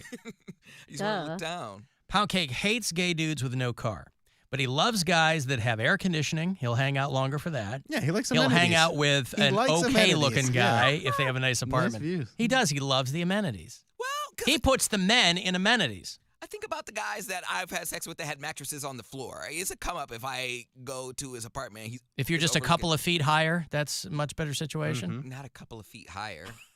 We moving on up. He at the top of Terminal Tower. Wow. Alan, my wife's boob popped out when we were riding up in the arch. That's Hell yeah. Do you go upside down? I mean, you go. No, well. that's must Boob popped out. She must have been ready to pop out. Like that's I like it. All right. Well, then his pants arched.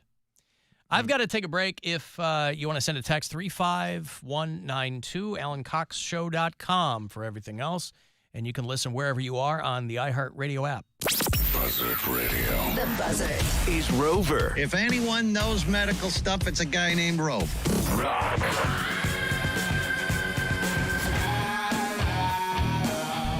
The legends ride. And Alan Cox. There are multiple varieties of beeves. I'm home of the Cavaliers. This is Cavaliers point guard Darius Garland on 100.7 WMMS. Hey, K.O.B. You got what I need. At the all-new Kia of Bedford. Buy any new Kia and make no payments for 90 days.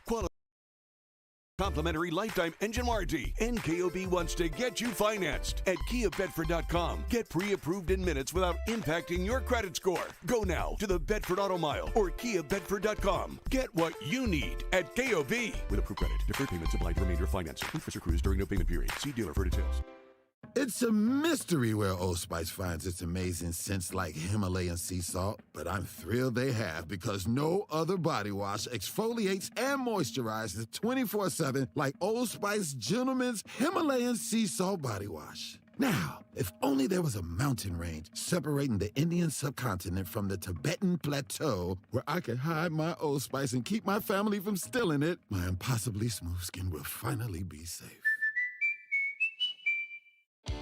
It's the 46th Annual Ohio RV Super Show, presented by Progressive, January 10th through the 14th at the IX Center. Experience hundreds of the hottest new RVs all under one roof. From pop-ups to motorhomes and everything in between, the Ohio RV Super Show has what you need for all of your camping needs. Daily entertainment. This show is fun for all ages, and children 12 and under get in free. Find your next RV at the Ohio RV Super Show, January 10th through the 14th. Buy tickets at OhioRVShow.com.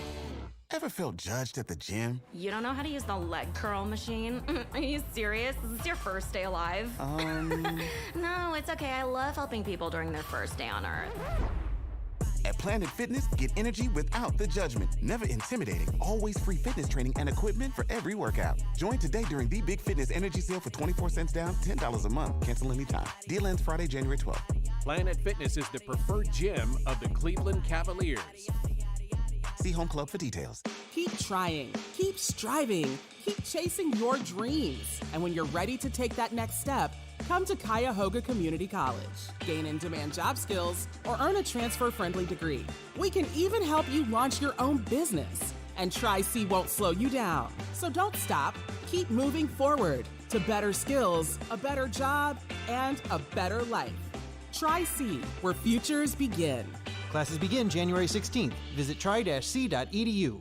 At Mattress Firm's once-a-year sale and clearance, you can save up to 60% on select mattresses. Plus, score a free adjustable base on qualifying purchases. Here's to better sleep in 2024. The right mattress matters, and Mattress Firm will find yours. Hey, it's Rover. College football fans, the championship game is here. All the season's action, upsets, crazy catches, game-winning TDs has led us to this game. And DraftKings Sportsbook is making sure you can throw down on the epic showdown for a shot at big bucks. New customers can score $150 instantly in bonus bets for betting $5 on the game. There's something for everyone. Money lines, parlays, live bets, and so much more. You name it, they've got it. Download the app now and use the code BUZZARD. New customers can score $150 instantly in bonus bets for betting just $5 on college football. Only on DraftKings Sportsbook with code BUZZARD. The crown is yours. 21 plus. Gambling problem? Call 1-800-GAMBLER. Physically present in Ohio. Bonus bets expire 168 hours after issuance. Eligibility and deposit restrictions apply. Terms at sportsbook.draftkings.com/football terms. Welcome, guys, to University Hospital's Cutler Center for Men, a new approach to all your healthcare needs, from regular screenings to resources for optimal health and wellness. Visit uhcutlercenter.org to learn more. Life's better with American Family Insurance because our home policies help protect your dreams and come with peace of mind. Save up to 25% by bundling home, auto, and life. American Family Insurance. Get a quote, find an agent at amfam.com. Products not available in every state. Discounts may not apply to all coverages on an auto or home policy. Discounts do not apply to life insurance policies. Visit amfam.com to learn how discounts may apply to you. American Family Mutual Insurance Company, SI, and its operating companies, American Family Life Insurance Company, 6000 American Parkway, Madison, Wisconsin. Experience summer at the Progressive Cleveland Boat Show, presented by Toyota. Climb aboard 400 power and sailboats. See 300 accessory and fishing displays. Enjoy the interactive kids zone and Twiggy the water skiing squirrel. Attend expert fishing seminars, live music daily, and more. Save big at this year's boat show with deep discount prices, but only at the boat show at the IX Center, January 18th to 21st. Visit clevelandboatshow.com for exciting show details and discount tickets. The venue's set. Families coming in from all over. It's our quinceañera. With all the excitement, it may be easy to overlook COVID-19. It's still a risk, and that's why it's muy importante to get this season's COVID-19 shot ahead of time. It helps protect against COVID-19, which can cause severe illness and hospitalization. So let's set the date, vaccinate, and celebrate. Learn about a vaccine option and book this season's updated COVID-19 shot today at schedulecovidvax.com. Sponsored by Pfizer. The free iHeartRadio app has over 100 commercial-free stations waiting for you right now, like Alternative Rewind, where alt rock began. Just search Alternative Rewind and listen now on your free iHeartRadio app. iHeartRadio. free never sounded so good. Hosted by true crime author and killer storyteller Mary Kay McBrayer, the new podcast, The Greatest True Crime Stories Ever Told, delivers riveting narratives about killers, scammers, journalists, and Avengers. Drawing from years of research, this podcast redefines true crime, breaking free from stereotypes. She provided investigators in Mountain City, Tennessee, with exactly the evidence they needed to take 4 murderers to court. Listen to The Greatest True Crime Stories Ever Told on the iHeartRadio app or wherever you get your podcasts. And now another no-brainer money-saving tip from Progressive. Marcus, what happened? I was changing my oil and I spilled some on the floor. Oh, well, use these $50 bills to wipe it up. Perfect. Got any more? Yeah, take a couple hundred. Stop. Instead of using money, use an old rag. And here's a better tip from Progressive on how not to waste money.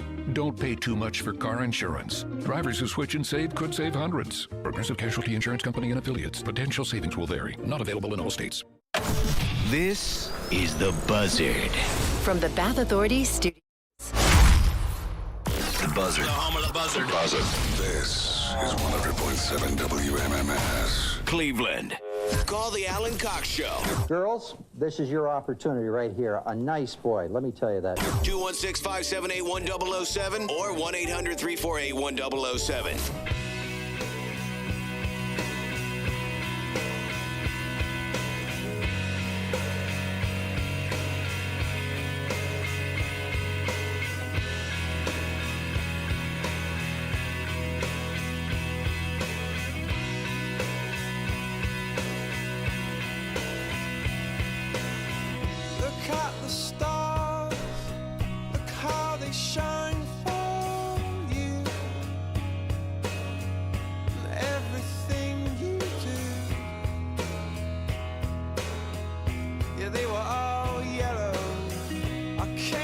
I was reading about how scientists have figured out why pee is the color that it is. They said we're working really, really hard on this. They've been studying it. Is that what this song is about? Was it about pee the whole time? Yeah, Chris Martin was into water sports. You didn't know that? When he was married to Gwyneth Paltrow?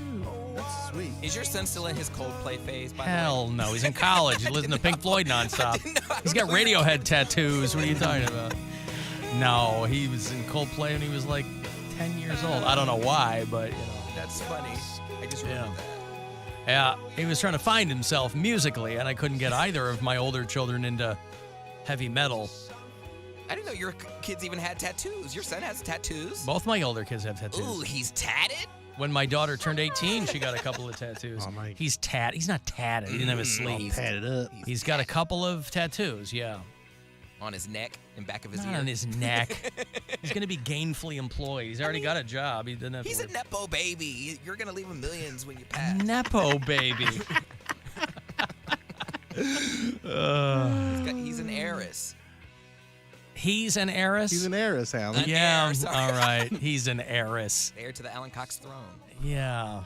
No, but this is not a throne. This is no empire, trust me. Anyway, they've been studying pee, I guess, for 50 years, trying to figure out why it's all yellow. Listen, Zappa told you not to eat the yellow snow. We're working on this for a while. And if you're lucky, your pee is yellow. A lot of people whose pee ain't yellow. It's not supposed to look like iced tea. Drink more water, homie. My pee's like clear a lot. Yeah, that's like good too. Like a very That's light good too. yellow clear. Yeah. There will be those hangover days where it is Apple almost juice. orange. Yeah. Yeah. Apple juice. It looks like maple syrup. Well, that's not good. It's not supposed to have the same viscosity either, last time I checked. So if my pee looks like Coke, then that's bad. Coca-Cola? You're a little dehydrated. You're a little dehydrated. The beverage, Mary, not the drug. I don't know. If it comes I'm a out New like Yorker now. if it comes out like cocaine, hey, look at my pee. It looks like cocaine. It's powder. You want to do an 8-ball? Yeah. You want to do an 8-ball off my ball? Get over here. There's an enzyme in your pee. It took them 50 years to figure this out. They've been studying enzymes forever. It's a result of the degradation of red blood cells. Ooh. And so when those red blood cells break down, produces an orange pigment. And then that's Goes into your guts, and it can come out as a part of your urine. Listen, parents of premature kids might know there's something called bilirubin that your child can look very, very jaundiced. And sometimes adults can get this too. But like when Nora was born, she was in like the little incubator thing. She was a month early. She was in that little incubator thing with like the Velcro sunglasses on because they were trying to get the color right, I guess. So anyway, for people who've been sitting around, and wondering about their urine, that's what's going on. As for whether or not the song was about that, I don't know. Probably. I'm going to go with yes. I'm going to go with that song. What else could it be about? Coldplay's first foray into pop culture was that song Yellow, 20, 25 years ago maybe? Yeah, and it had to have been about pee. It was probably like, 2000 or 99, I think. Something like that. Yeah. Yeah, so there's that whole thing. Speaking of pee, Pornhub. I don't know why states ban porn sites because it's a second grader can figure out how to get around them. But Montana and North Carolina are the two states that have most recently done the age verification laws that have taken effect, which ostensibly means that you can't get on a porn site. But a VPN will handle this immediately, and anybody who wants to look at porn knows there's a billion places to get it. So I don't know who this is supposed to protect. I don't know what this is supposed to do. It seems like more posturing in state government, but I don't understand it at all. Mary, when you were in Virginia, they were asking for verification for they wanted. Pornhub. Well, no. You couldn't get in at all. Oh. Like there were certain sites that they were like, they just won't let you can't do it at all. There were some sites that were like, that's weird though, because when I was in Virginia, it was no problem. It was like put in a picture of your ID or I wonder if they changed type in your driver's license number or something. I don't know. It was weird. Because when I was there, it was no problem. Oh, good for you, Bill. Oh, I'm just saying. Bill's operating at a different porn access level. I see that. I mean, I went to Pornhub and let me Pornhub. Pornhub and sites like it say that requiring people's IDs puts their privacy at risk, which, by the way, is a tough argument to make when most websites are dealing with data breaches all the time, too. I feel like everything, Facebook, of course. Instagram, they all have my data. 23andMe came out and said it's your fault if you got your data breached. All these places now, or all these apps and websites require like your phone number. They send you a verification code.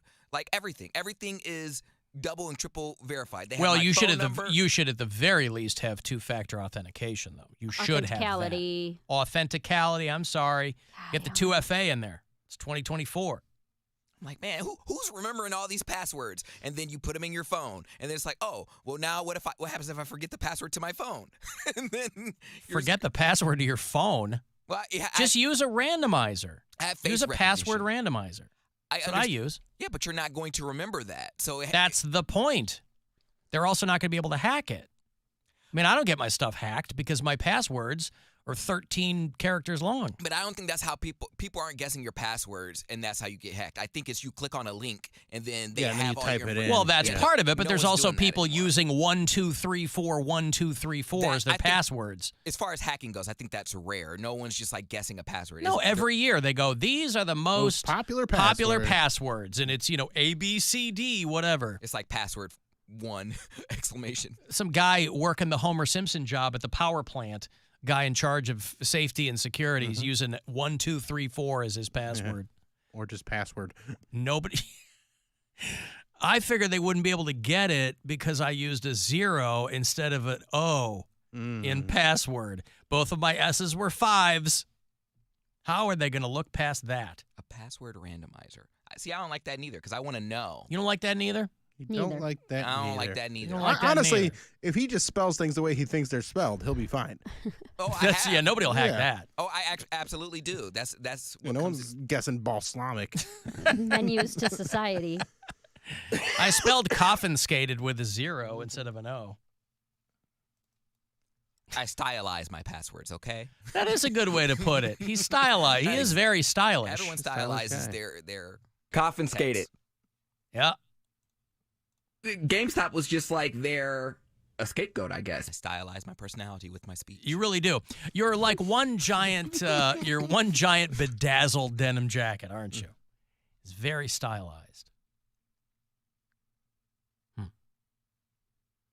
Yeah. I was over the break. There was a guy who was running a university who they fired because they found out he and his wife were doing OnlyFans or something.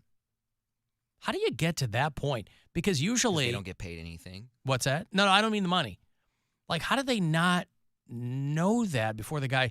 Because people who run or are hired to run a university or be a chancellor or whatever that position is called based on the university, they do a lot of vetting. Those people bounce around. They go, this guy used to run, some guy I think over at Cleveland State just left to go run Wake Forest in some capacity. And so these people move around quite a bit. And there was a guy, we have bureau chiefs up there in La Crosse, Wisconsin, the guy who was the chancellor of UW La Crosse. There's a lot of University of Wisconsin branch schools, the main one's in Madison, but there's a lot of them. There's Stevens Point, there's La Crosse, there's a lot of them. And the guy, Dr. Joe Gao, and his wife, their side hustle was he was a vegan porn star. And this guy was the chancellor of University of Wisconsin La Crosse. And they fired him. I don't understand. Why is it a big deal? It's still a big deal because why though? This is the guy. He's not like super attractive. Well, I don't think they're. I think they probably have their audience. I mean, he's a middle-aged dude. He and his wife are middle-aged people. He's a good-looking for like an older guy, but he's like not. He's not someone I would expect to have an OnlyFans, and maybe that's the allure of it. Also, the trouble with this is because you have to promote it and because you have to do it on open platforms, like you're not even trying to really hide it. You got to wear a mask. Well, they had an account on X. They were on OnlyFans and Loyal Fans. They're doing. He and his wife were doing fully explicit scenes. Hell yeah! And I think they're suing the university. They've also written 2 books under pseudonyms. And they have a YouTube channel. So I don't know when this guy was actually doing his job. He was getting it popping. Where they cook vegan meals with culture. Sex performers. I know so many people that said, I want to start OnlyFans, but I don't want people to know that I started OnlyFans. I'm like, well, how are you your fans? And that's what I'm saying. Like, the allure is anyone, the person next door could be doing OnlyFans. That is how OnlyFans popped off. Everyone is curious about what their neighbors are doing, what their teachers are doing in their private lives. And so that's the allure. So I'm like, if you take that away, it's just regular porn. You could look at amateur porn on the internet. Well, these 2 are thinking about legal action. The people at the university said they were alarmed and disgusted. But the guy had tenure, but they're like, he goes, I don't understand what the big he goes, this is all no wonder he started an OnlyFans. He got 10? Good for him. It's all protected by. If I had a tenor, I'd start an OnlyFans. Tenured, Bill. Tenured. Honestly, tenured. I think he was looking for a way to get out or to like file a lawsuit. Yeah, but usually, you're not gonna. But this also just goes to show you how well sex work pays for some people. I mean, there's a lot of people not making any money yet, but by the time you're getting to the top of university administration, you're making a good chunk of money. It's not Harvard. It's UW La Crosse. I don't think anyone does porn because it doesn't pay well. You have to. You're exposing like your lives. Like you may have a porn name, but eventually your family and friends are going to see you do it. Well, you're doing it because you're trying to make money. Everybody thinks that you get it. It's like podcasting. Everybody thinks, I'll start a podcast and then I'll be a millionaire. Well, according to the Spreaker commercials. Right. You know what I'm saying? 99% of them, stop after 3 or 4 episodes because they're like, oh, I thought I'd be rich by now. Same thing with porn. Everybody's like, oh, I'll get on OnlyFans. I'll make a ton of money. Now, a lot of people do. But we've talked about it here, though. It's a full-time goddamn job. You got to hustle to get people to know you're out there because everybody's doing it. So not everybody's doing it. There are a lot of people doing it as a side hustle. It's got to be. But for women and gay men, it's got to be the number one side hustle. Well, if you're willing to do it, you can make some money if you promote it. But there's a lot of people who aren't making that kind of money. They're hoping to, But how long do you do it and see meager returns before you go, I got to figure something else out? If you're it hurts. If you're a good-looking girl, you don't have to try that hard. You just have to let people know that That's you're doing not true. I think it's more if of a you're- hustle than you think it is. It is. But it's that absolutely do a it. hustle because guess what? There are a lot of good-looking girls. Right. And there are But a not lot all of... of them are OnlyFans. What? I said, I'm talking about girls that are on OnlyFans. They're not all millionaires. But- They're not all, we talk about these because the ones that make the news are the teachers who get fired and they go, well, I'm going to miss my kids, but I'm making $30,000 a month. Yeah, like take Tommy. Not everybody's doing that. Tommy from my podcast, like she makes okay money, but I mean, she advertises a lot and she's not making like quit her job money. And that's where she spends, and she hustles with it. Is it? And I guess I don't know, Tommy. I've never asked, but like, are a lot of her fans people that she knew from back in the day, like people she went to high school with, or people that she met in passing, or are they completely random people? Because I mean, she gets them from all over the place. She's got a lot of people that follow her, but it's more of a hustle than you think. And I mean, she's got blonde hair, big boobs. You think you'd be able to post, tatted up, like checks a lot of boxes for people, and she's putting it all on there. But it's not like you post that and then all of a sudden you're a millionaire. No, I didn't. Yeah, I didn't think that. But straight guys have to get used to the loyal fan base of the gays. Like girls, I don't know how many girls are on OnlyFans, but I'm sure it's far less than gay men. So you mean consuming OnlyFans content. Like your subscribers are, if you're a guy doing OnlyFans, your subscribers are going to be gay men. Well, this guy at the University of Wisconsin La Crosse is getting fired. He and his wife think that it's all a bunch of nonsense that he was fired. I don't think so. We think our sex is beautiful and have no qualms at all about other people watching us make love. Because it doesn't matter. I think Mary. it doesn't matter anymore. It does matter. It only matters if people say it matters. So, and Alan, so far, people are saying this still matters. It's making us look bad. It's all about PR, and it's all about So you wouldn't care if your daughter's teacher was a sex worker? Not if she's teaching my child properly. And it's her husband. This goes back to the whole drag queen story time thing. They're not filling out applications for your kid to become a drag queen. And I'm not They're saying, reading books. I'm not saying if the teacher is teaching my child properly and I'm happy with her work, I don't care what else she does. And I'm taking out any and she aspect gives you a free month.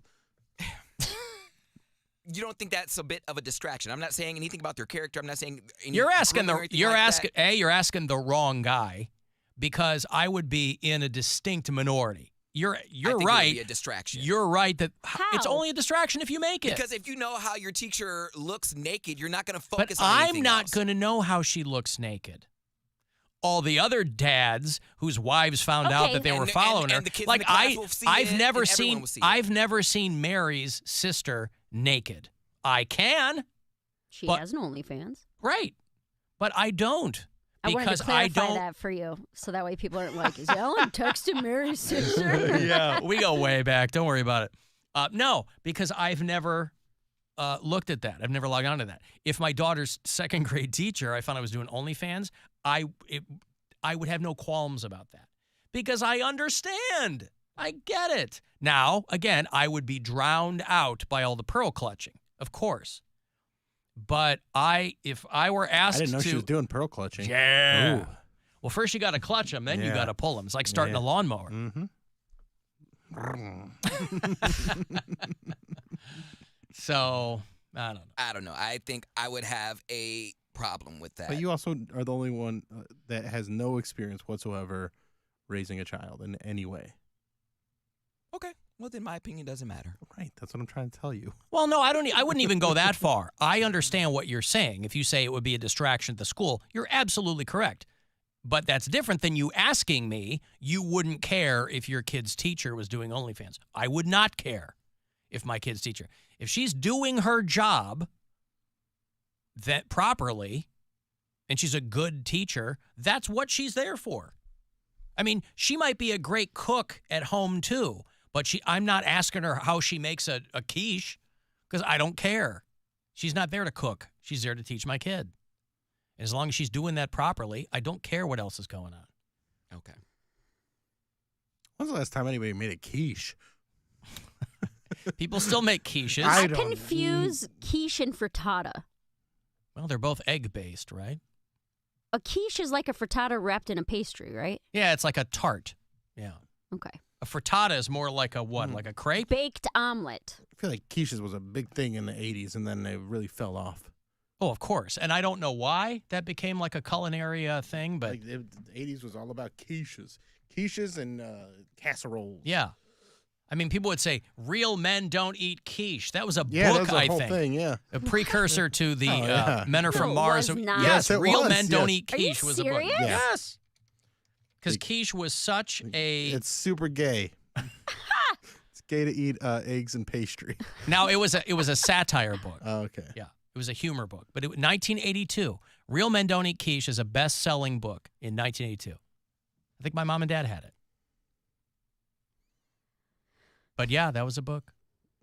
Nice Guys Sleep Alone was one of their other ones. I think I used to get a quiche from Panera. I feel like I've had a Panera quiche. Oh, good for you. You know, honestly. A Panera quiche. Who goes to Panera and gets anything other than a salad or a sandwich? If you go for Dude, breakfast. who can afford to go Breakfast? to Panera? Yeah, if you go and get like a bagel or a pastry or a Right. coffee Or a quiche. or quiche. Wow. I just want that murder lemonade. That's all I want. Yeah, right. Just give me that lemonade that's going to kill me. Yeah. If you go to a place where the warning on the lemonade is the same as the warning before you get on a roller coaster, man, give me 64 ounces of that. Yummy. Hey, do you have a heart condition? Are you pregnant? Don't drink this lemonade. All right. Sounds good. I haven't had Panera. Holy Christ. In like 2 years. Panera got way ahead of everybody else on the inflation. Oh, God, it's always been expensive. Yeah, Panera's been charging $18 for a salad since like 2001. Now they look downright affordable. Mm-hmm. Dude, I found a new deli right next to the radio station here in Manhattan. It is so small. New York, not India. Manhattan, India? Oh, No, New Delhi. I can't stand you. I'm so glad I don't have to see Bill you when you Squire say at the things like Patina that. Arts Festival. Center. Center. They have Ohio prices, bro. I walk in, there's like a build your own salad bar where you can add as many toppings as you want and it doesn't cost extra. And then you get a protein and a cheese and your lettuce for free or for the like $8.99. And you can add as many toppings as you want.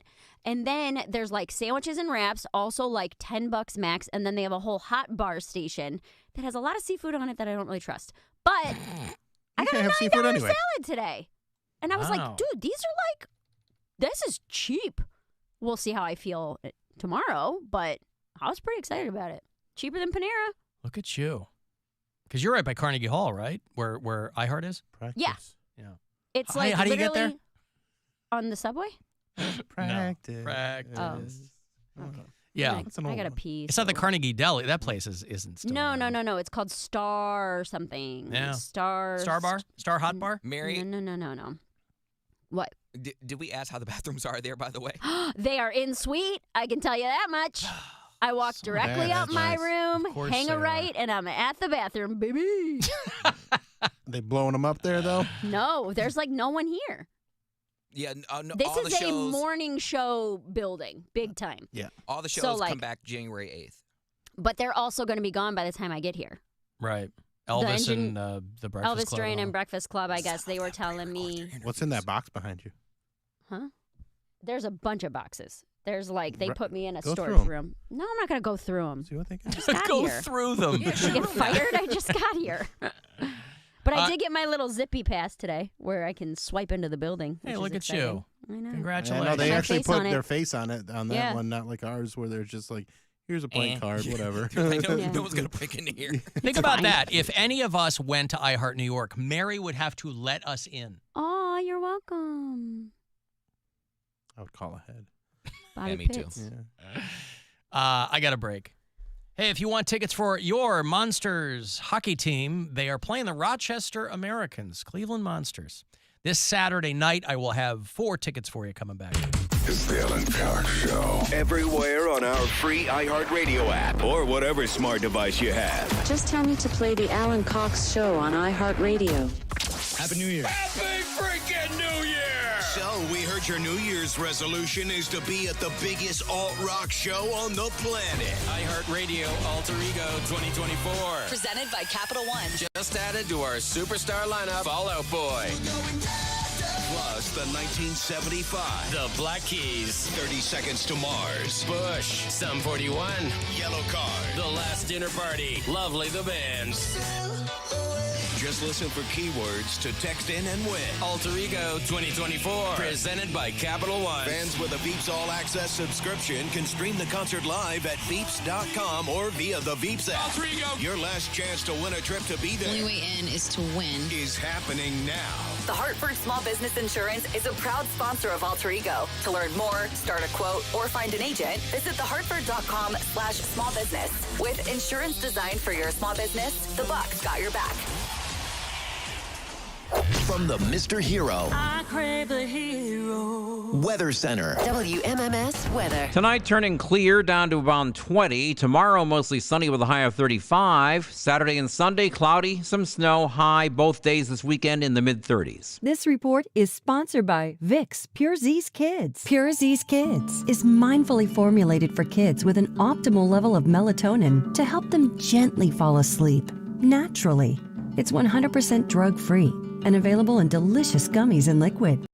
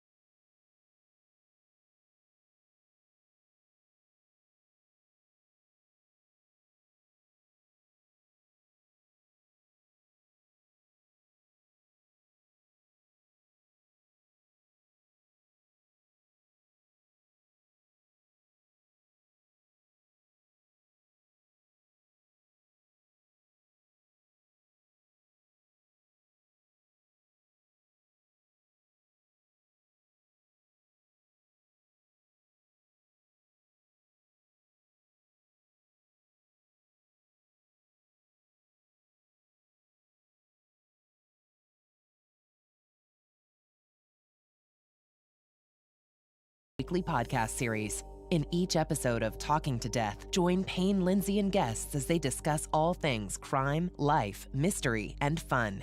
Are aliens real?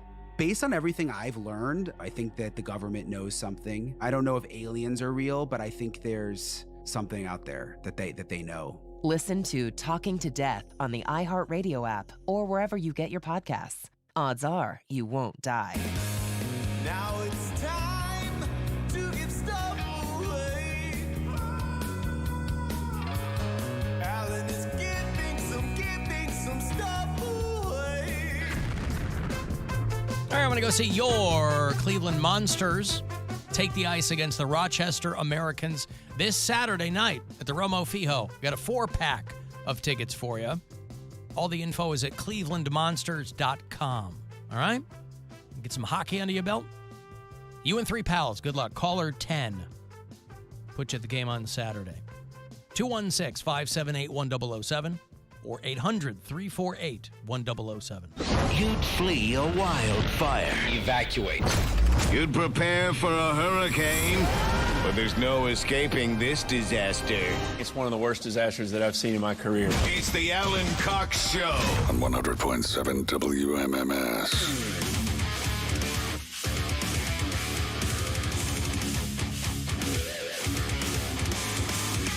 Comedian Jeff Dye is going to join us in about an hour. He's doing the Weekend at Hilarities with Bill Squire. That starts tonight, yeah? Tonight, tomorrow, and Saturday? Correct. Hilarities.com will have the details for you. I got a chance to talk to Nick for a minute at Mary's farewell show. I hadn't seen him. What a guy. He's Love great, that man. but I hadn't seen him there. That's one of the things, like, whenever I get to sit down with Nick and I make him laugh, like, he watched most of the sets that night with Mary, and he complimented me on that, but, like, when it's just, like, one-on-one and I make him laugh, it always makes me feel like the best. It's such a great feeling. But he's just a mensch. Yeah. You know, he's talking to people at tables. Hey, everything good? He's You having the hardest fun? working man. He's the best. There's a reason he's successful. I posted some pictures from the comedy special taping on my Instagram and Facebook if you want to check those out. I am very excited for how this is all going to look. Yeah. These are just stills, but, like, the video is going to look similar. And I was talking with the director today and how we're going to proceed moving forward to try and shop it to different, streaming services and stuff like that. And very excited about that. It's going to move pretty quick, I think. You think so? Well, at least the editing portion of it. Like, he's already got it. Like, the audio's pretty much done. Working on the video next week, and then we start shopping it around. See what happens. See if anybody bites. Hello, Netflix. Netflix, you're going to want to see this. Hi. Did you see any of the Cat Williams stuff? No. I heard about it on the train ride here. 2 guys were talking about it, and I was, like, trying to Google, but we're on the subway, so we're, like, in and out of reception, and I was trying to find it on the way here. We have a soft spot here at the Alan Cox Show for Cat Williams. I love Cat Williams so much. He doesn't give too many Fs. He's funny enough. He's had more than his share of problems with the law over the years, and that's what people tend to throw at him as if that would negate the creative conversations that he has. And he did Shannon Sharp's show, and he was talking about how Cedric the Entertainer stole one of his bits and then proceeded to do it during Kings of Comedy.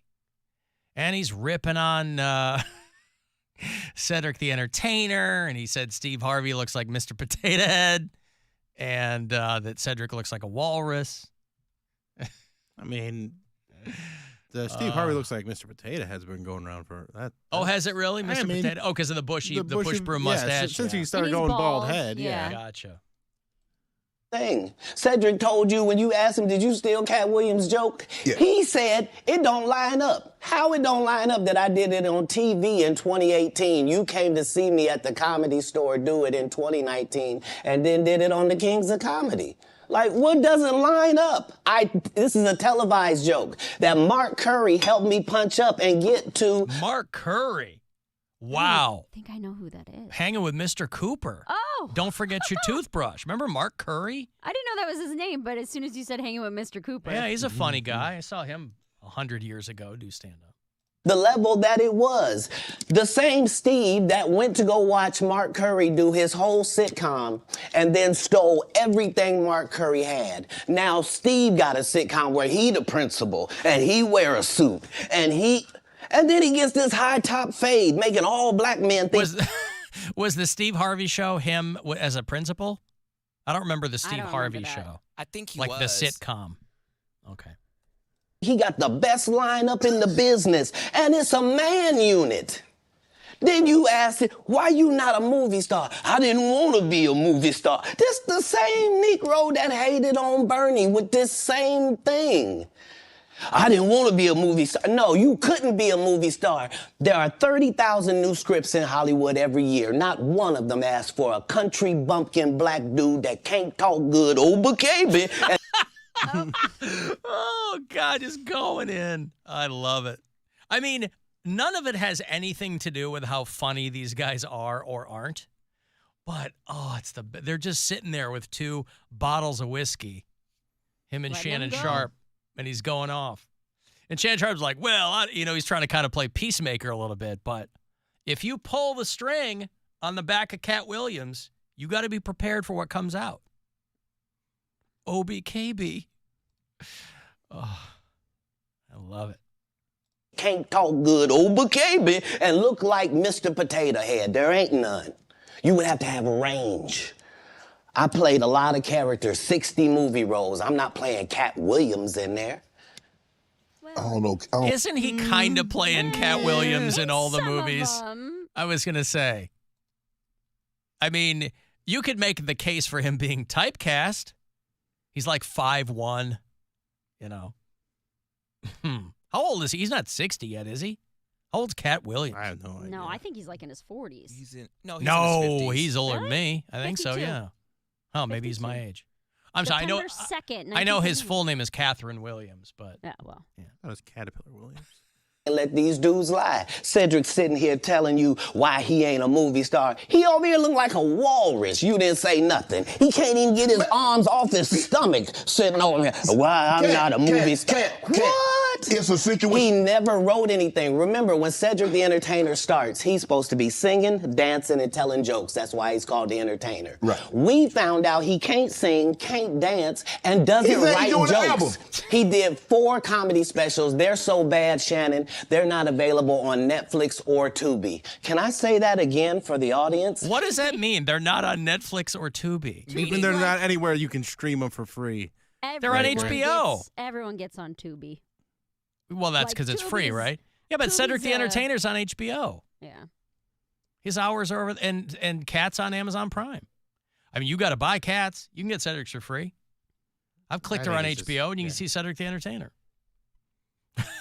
Anyway, yeah, I'm guessing he's going not doing all his research on where you can see these. Well, he's They're just also talking pretty smack. emotional. Yeah. He's just kind of speaking, but he's worked up. He wanted to be a king of comedy. He I says, could listen to Cat Williams talk about anything. I to be know. He 100% says Joe Rogan doesn't want him on his podcast. That's why he hasn't been on Joe Rogan's podcast. And that's how it was for Blue Comedy. If you were a comedian that cussed, you were ridiculed by the mainstream comedy geist. That would be like me being on Joe Rogan. Joe don't want me on there. I need to be on Shannon. Joe got 6 comedians that never been funny. He want to push out. Oh, man. That guy's funny. Now, the trouble is, Cat Williams is probably going to end up dead in a bathtub or something. Well, Cody. That's what I see for Cat Williams. Last time we talked about Cat Williams, Cody was saying how the Illuminati's out to get him They are. They are out to get him. because he was talking all that smack about the house parties on his first special. I'm serious. The Illuminati. I'm serious. He's This is like a big part of his conspiracy theory is that like once, because that special blew up and was like supposed to skyrocket him, but people didn't like the way that he was talking. 'Cause he was exposing gay people in Hollywood and the rituals. The rituals. He is 52. He is about 3 months younger than me. He's 52 years old. I mean, first time I saw him was a Wild 'N Out. I don't know if I even. I went to go see him. I remember I talked about it on the show when he went to Akron Civic Theater. Right. Yeah, that was the first time I saw him in person. Other than that, I saw his specials. And again, I like him as a comic. I like his work. I didn't, just like you guys don't like Dave Chappelle's particular special. I did not like that show. That show was not great. But he is true when he says, he's telling the truth when he says he brings out comedians that are just as funny, if not funnier than him. He did. His opening acts were really, really good. Well, I always think it's interesting, too, when guys go to the mat over somebody stealing their joke. Because it's like, you just write more jokes, man.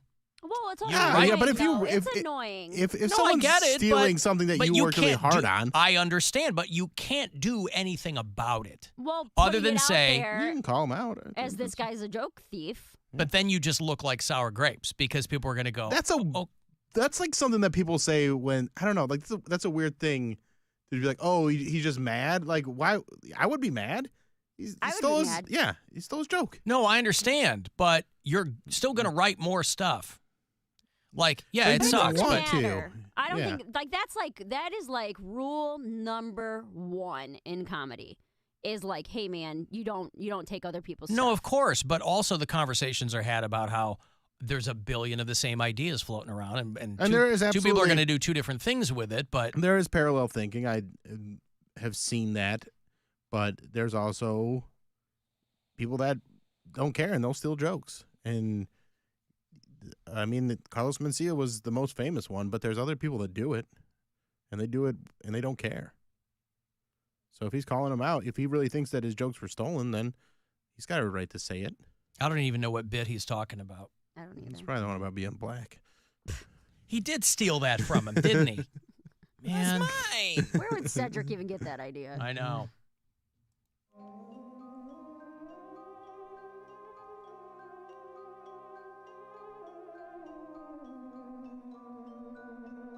Hey, Poundcake.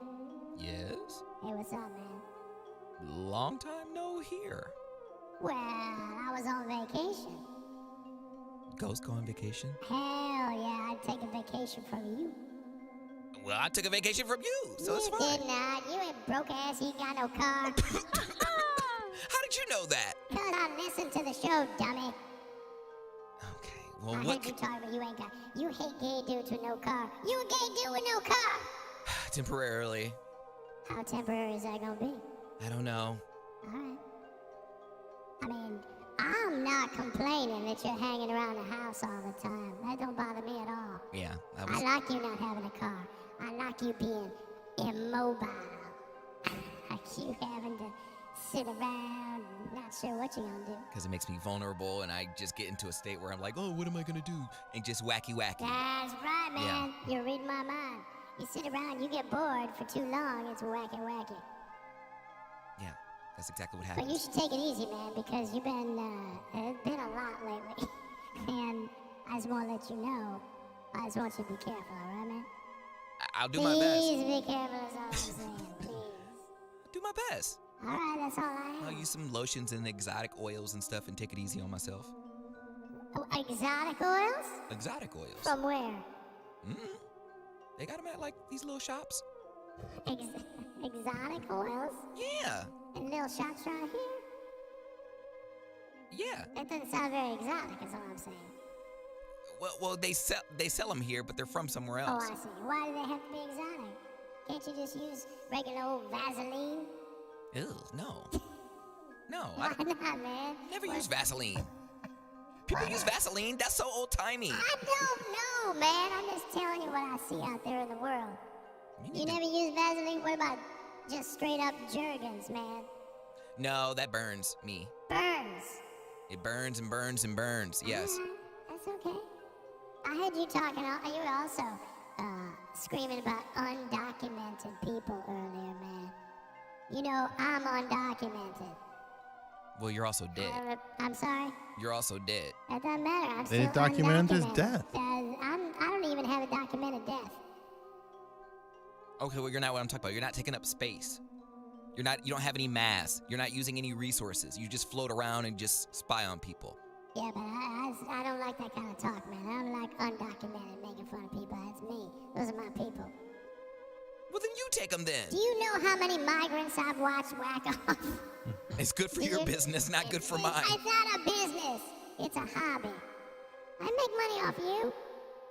How? What business? I said I don't make money off you. But it's what you do, Ghostbag. It's your purpose. That's your unfinished business. That's the reason why you're still floating around the universe, is because I don't know what quota you have to beat, but you see a lot of people wacky. That's true, man. That's true. And my unfinished business is watching other people finish. Well, then, yeah, you've been following me for over a decade, since I was 16 years old. That's right. And I'm getting less and less impressed by the day, I might add. Well, that's disheartening.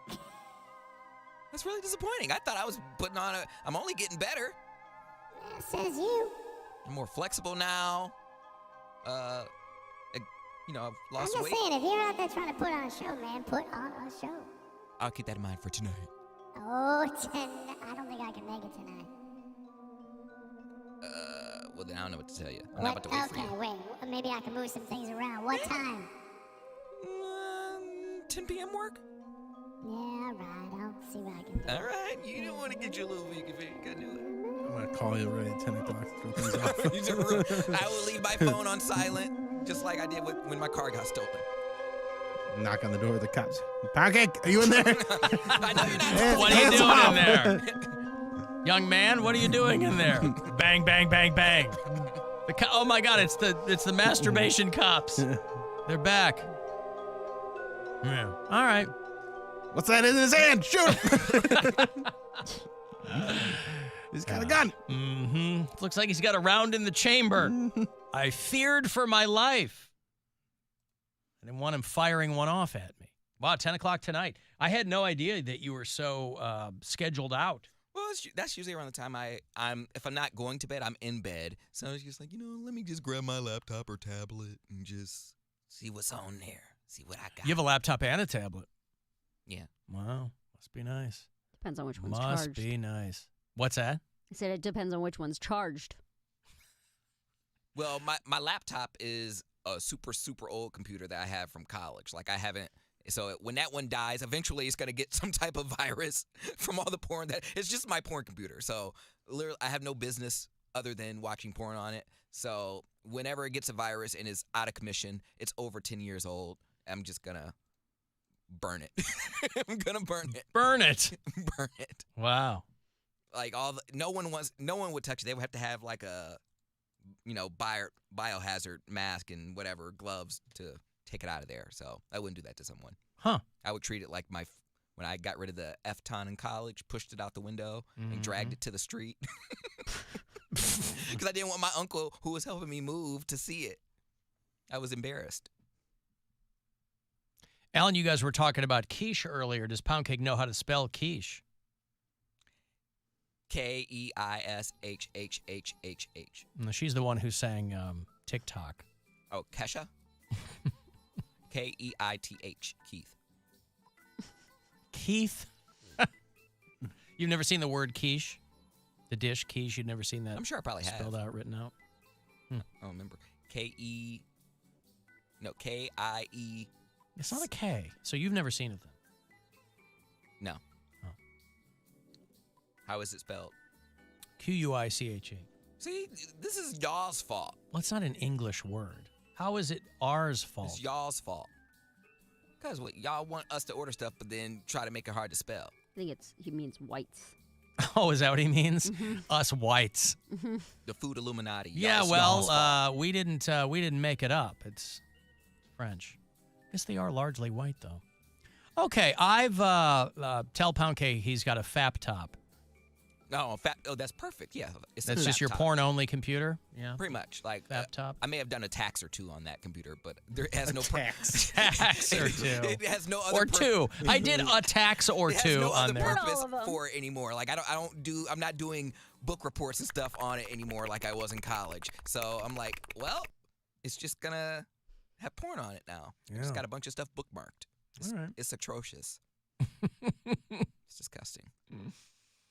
I'm going to break. If you want to send me a text, 35192, AlanCoxShow.com for everything else, and you can listen anywhere on the iHeartRadio app. Buzzard Radio. The Buzzard. Is Rover. Crank that son of a bitch up. Full blast. Oh, yeah. Rock.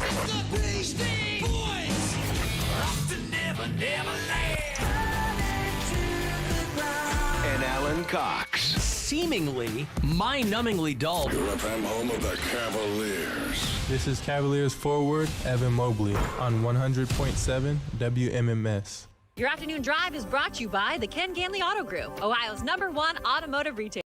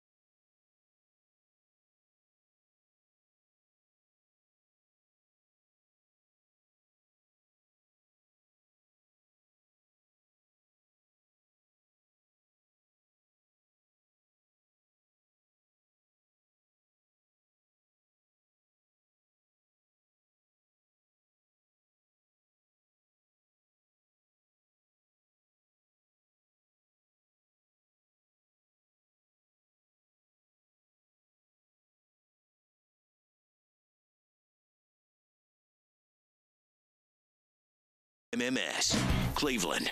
Hello, we're glad you're here.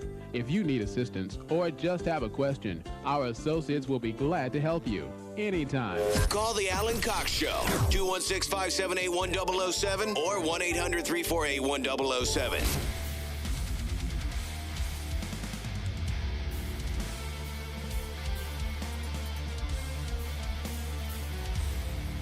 Oh, a couple of subway cars have collided on the Upper West Side.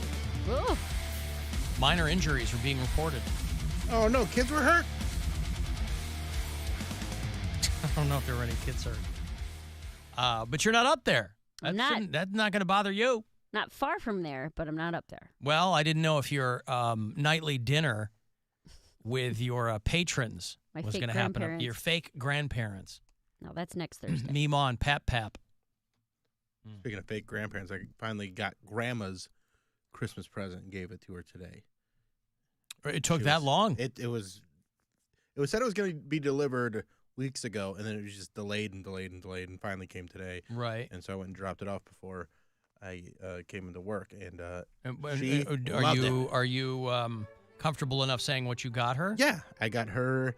So months ago, she had mentioned that she used to have a Brian Sipe jersey, who used to be a quarterback for the Cleveland Browns. Yep. And she wishes she still had it. And so I put a little note in my brain. I was like, make sure I get her one of those. And I had to order a custom one, and it took a little while, but it finally came in. And I dropped it off before I came in, and she was so thrilled. Brian Sipe, wow. Yeah. There, you know? No, I understand. I mean, he was with the team for a while. Mm-hmm. All right. And yeah, that was like the era that got her into football was the Brian Sipe Cardiac Kids era. Yeah. So I was like, ooh, I'm going to get her a Brian Sipe jersey, and she was pumped. Wow. Well, that's very thoughtful of you. Now, are you pretty much on the hook to get Grandma stuff because you lived with her? No, I mean, I just like to get her stuff. Yeah. I mean, I usually get her a pretty good Christmas present, and then we'll go out for dinner for her birthday. Now, isn't that also because you lived with her for a while, but she is our friend Cody Cooper's actual grandmother. Yeah. Does that put you in competition with him? Absolutely. At gift-giving situations? She's got a lot of grandchildren, and I try to be the top of the list. Gotcha. You're trying to outdo her biological grandchildren. Right, but they do a great job, too. She's very spoiled by her grandchildren because she's very loved. Well, that was very nice. I didn't get my grandmother anything because she is dead. Same. That's right. So I save money that way. Didn't get my dad anything either also because he is also dead. That's right. So occasionally he'll talk to me. Helen, this is your father speaking from the Alexa. Always talk to him that way. What's that? You can always talk to him that way. I can always talk to him that way. That's right. How's your mom doing? Did she have a good Christmas? I didn't go home. We weren't there for Christmas. But you talked to her? Yes, I did. Yeah. My mom's very, yeah. She going to get on that new dating app, Black? No, not to the best of my knowledge. She's not going to get on there. As my mom is not a Nubian queen, I don't think that she'll be on there. She's a snow bunny. Yeah. My mom's not a snow bunny that I know of. Not that you know of. She's ready to try something new. Well, I mean, she was with a white guy for 52 years. And I don't think there's anything in her CV that has suggested to me or my siblings that she might be down with the swirl. I don't know. I guess I'll have to ask. Mom, would you like me to start you a profile on Black? And she'll say, what's that? I'll say, well, it's a dating app for black singles. She said, I dated a black guy in high school. I can only, I don't think there were any black people at her high school. But then she would probably have to say, well, I'm not a black single. And I'd say, true, but the people on my show really want this to happen. And then she'd say, I don't know what you're talking about, and then she'd hang up. I think that works. Yeah, just go tell her that. Tell her all that. Yeah, all right. It's time for Sweet Nothings with Jenna from Poland. What about Alan Cox? He acts like a child. Maybe he doesn't deserve a partner. This has been Sweet Nothings with Jenna from Poland. In what ways do you act like a child? Even when you were a child, you didn't act like a child. True. I made a pretty good career out of it, but I was a 40-year-old kindergartner. I don't know. Maybe she's got a point there. Again, these are always out of context. I don't know. I got a trip to L.A. for you in a few minutes. They have removed Paramore from our Alter Ego Festival due to ye old unforeseen circumstances. But depending on who you are, they might have traded up because they got Fall Out Boy to replace them. On relatively short notice, this thing is next weekend out in California. You know, I'll just give it to you now, since I'm talking about it. Our Alter Ego Festival out at the Honda Center. It's Fall Out Boy and the 1975 and the Black Keys and Bush, who were here this summer, and a handful of other bands. So you and a pal can get out there today and tomorrow, your last 2 trips. So I hope you win. Good luck. Now, your chance at a trip to our iHeartRadio Alter Ego. Text the nationwide keyword music to the number 200-200. You'll get a confirmation text and info. Standard data and message rates apply in this nationwide contest. That's music to 200-200.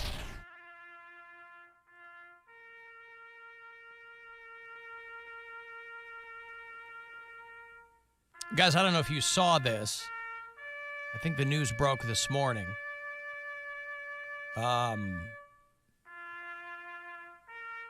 Since she posted something on Twitter, X, whatever it is. Iggy Azalea is retiring from music. Oh, you love her. Man, she's the strip club. She can't retire from music. She what? Her song, I Am the Strip Club. I Am the Strip Club. Oh, my God, is a band. I am the walrus, cuckoo, ka-choo. Cuckoo, kaboob. Well, the fact that I don't know what you're talking about might have something to do with her retiring from music. She said that, I'm sorry to let you down, but it's more important that I don't let myself down. I don't care. I don't give a fat frog's ass about her music. I think she's kind of foxy. But that's a very difficult thing to do, to be an Australian white girl who's really trying to make it in the rap game. Twist his B.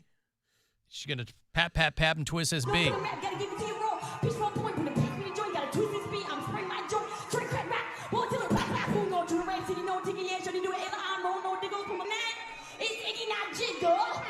God. Iggy Najigga. Whatever that is, there's Iggy Azalea, and she has seemingly announced her retirement from music. So many other people. What? So many other people that need to do this. Retire from music? Yeah. Well, she said a lot of people had this idea that I was bullied away from making music, and She was. I've never been bullied out of anything. She said, I'm too stubborn. But she said, That's bullying yourself. I feel more passionately about design and creative direction. So she is going to point her creative talents toward some kind of design, interior or exterior. I don't know.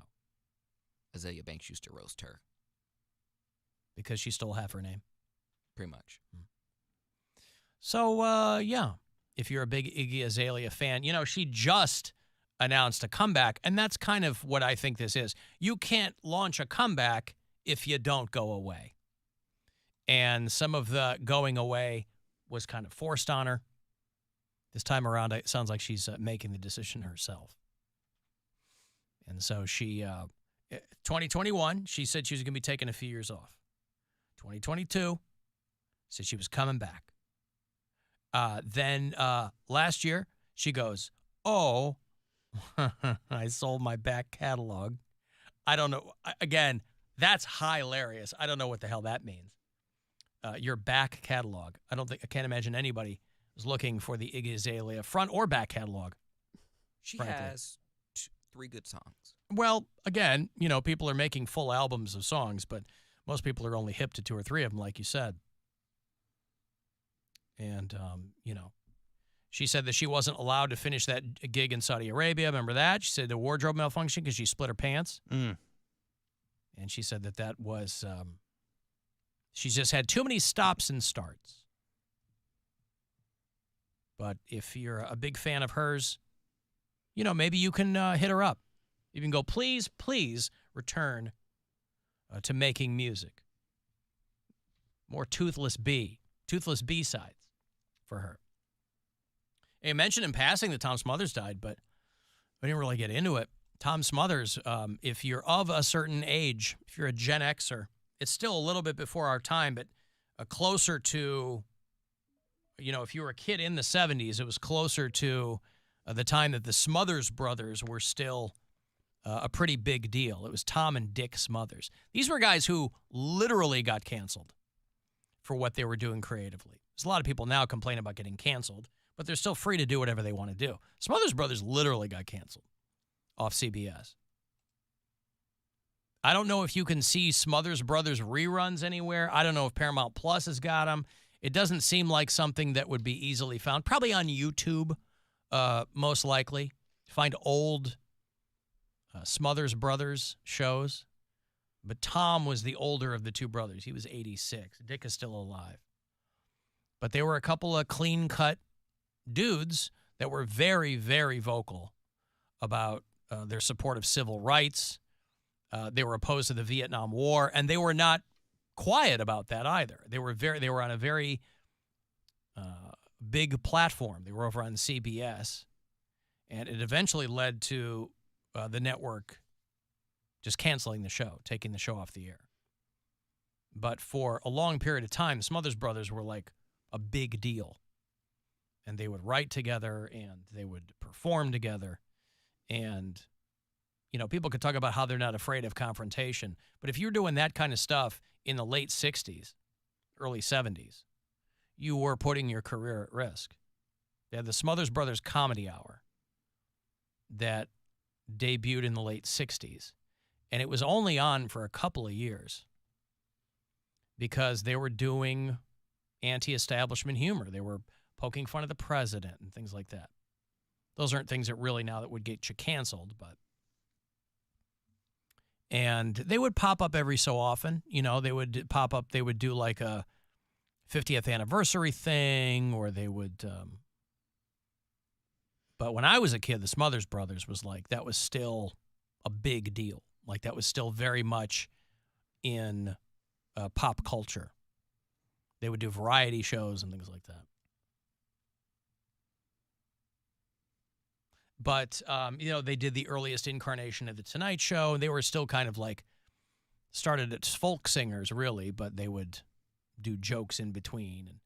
And not stuff that you could do today, obviously, really, because that kind of material has changed quite a bit. But, for people my age, that was a big deal. Should we give Poundcake some trivia? Because somebody sent me a text and said that today's National Trivia Day, which I hadn't seen.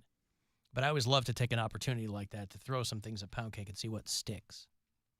If he's amenable to that, I don't know. Sure. He goes, yeah, of course. Why not? Well, let me find some trivia here real quick.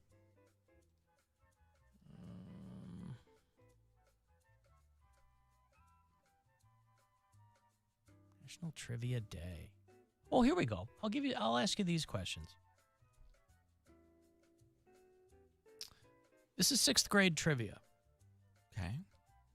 And I'll just ask them. And grade. Do you trivia. like me? Yes, no, maybe. There's some science. There's some space trivia. There's animal trivia. There's geography, history. Am I picking the category? Sure. Let's try geography. Geography. He's good at geography. I know he is. I'm going to start with my strengths, I think. I think you should. What is the largest ocean on Earth? The Atlantic.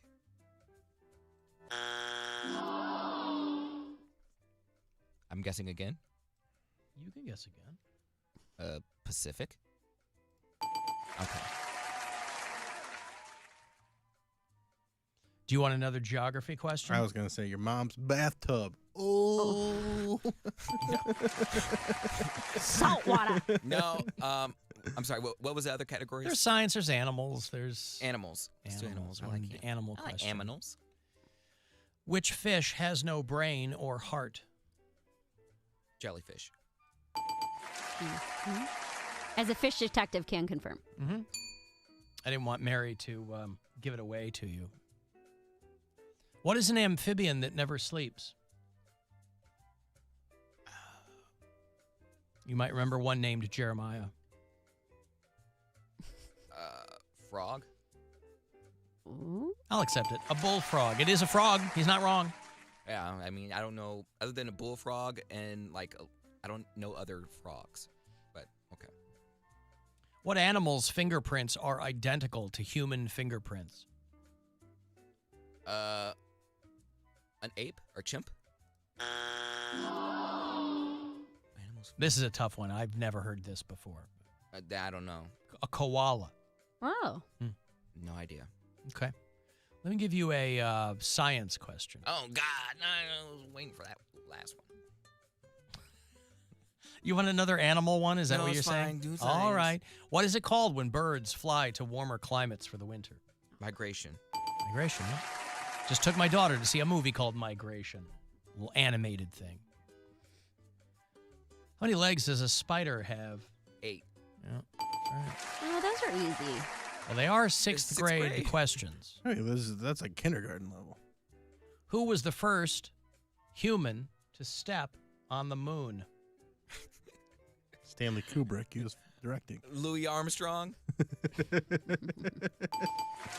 Yes, Louis Armstrong was the first man on the moon. Neil Armstrong. Neil. Who you're trying to... Was he wait, he stepped before he kneeled? He was the first human to step on the moon, Bill.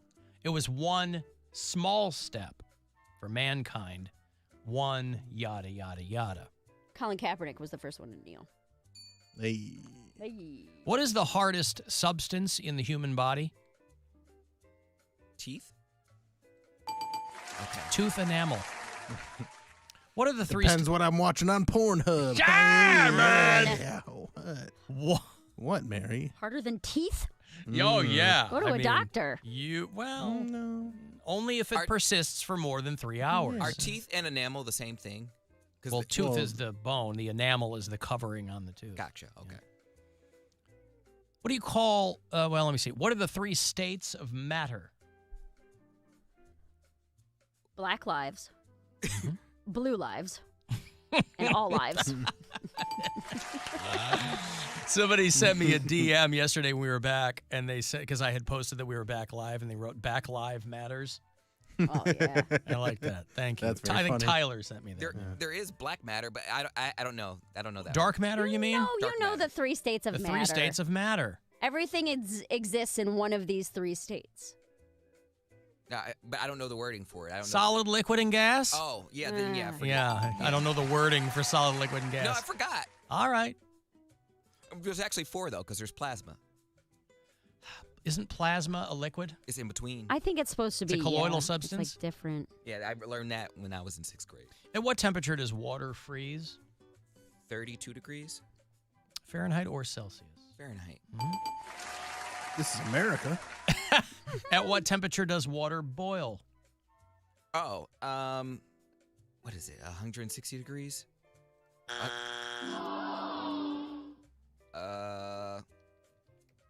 Damn. One is. You could. There are 2 answers. You can give me one of them. Is it in the hundreds? 100, like 100? I can't give you a hint. Okay. I'm gonna say 180, 175. I don't know. No, it's either 100 Celsius or 212 Fahrenheit was what I was looking for. 212 degrees is the boiling point of water. Gotcha. Okay.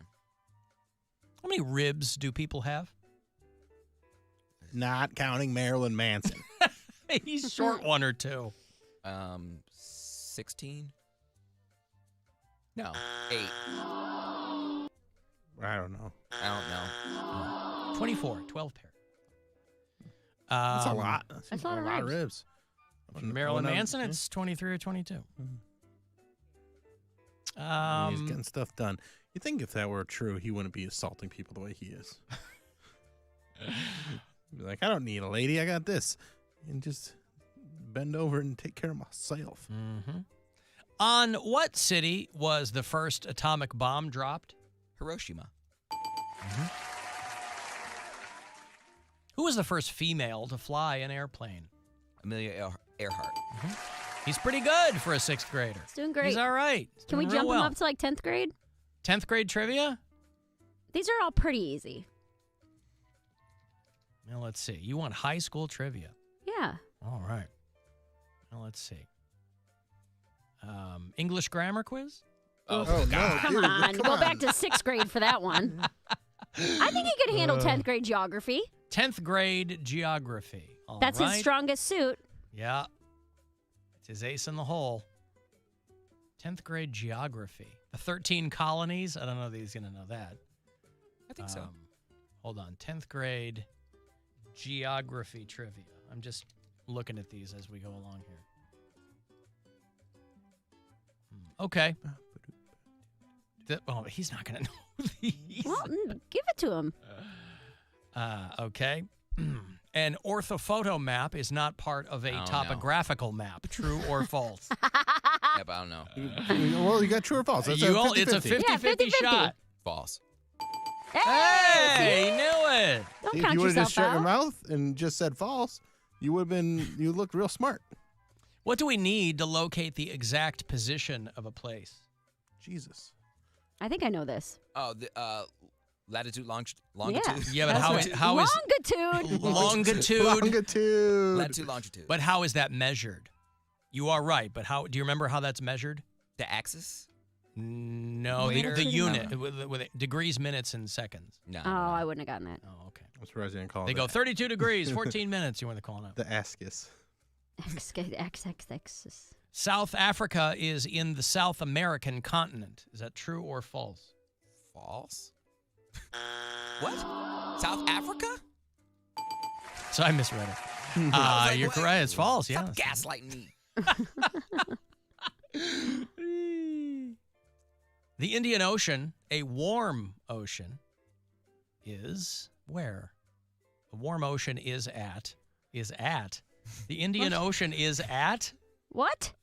No, I don't know what they mean by that. These are 10th grade geography questions. Those are too much, man. Go back to 6th grade. Well, anyway. Okay, so we've had a bit of fun there, depending on who you ask. Happy Trivia there's Day. National Trivia Day. I figured I'd throw some there at Poundcake. I'm going to break here. Comedian Jeff Dye is going to join us shortly. He and Bill doing a couple of nights at Hilarities this weekend. You go to pickwickandfrolic.com for the details. If you want to text me for anything, 35192. If you want to go see the band's Story of the Year, I got those tickets for you after the break as well. They are doing a show at the Agora this Saturday night, and we'll be back. From the Universal Windows Direct Weather Center, WMMS.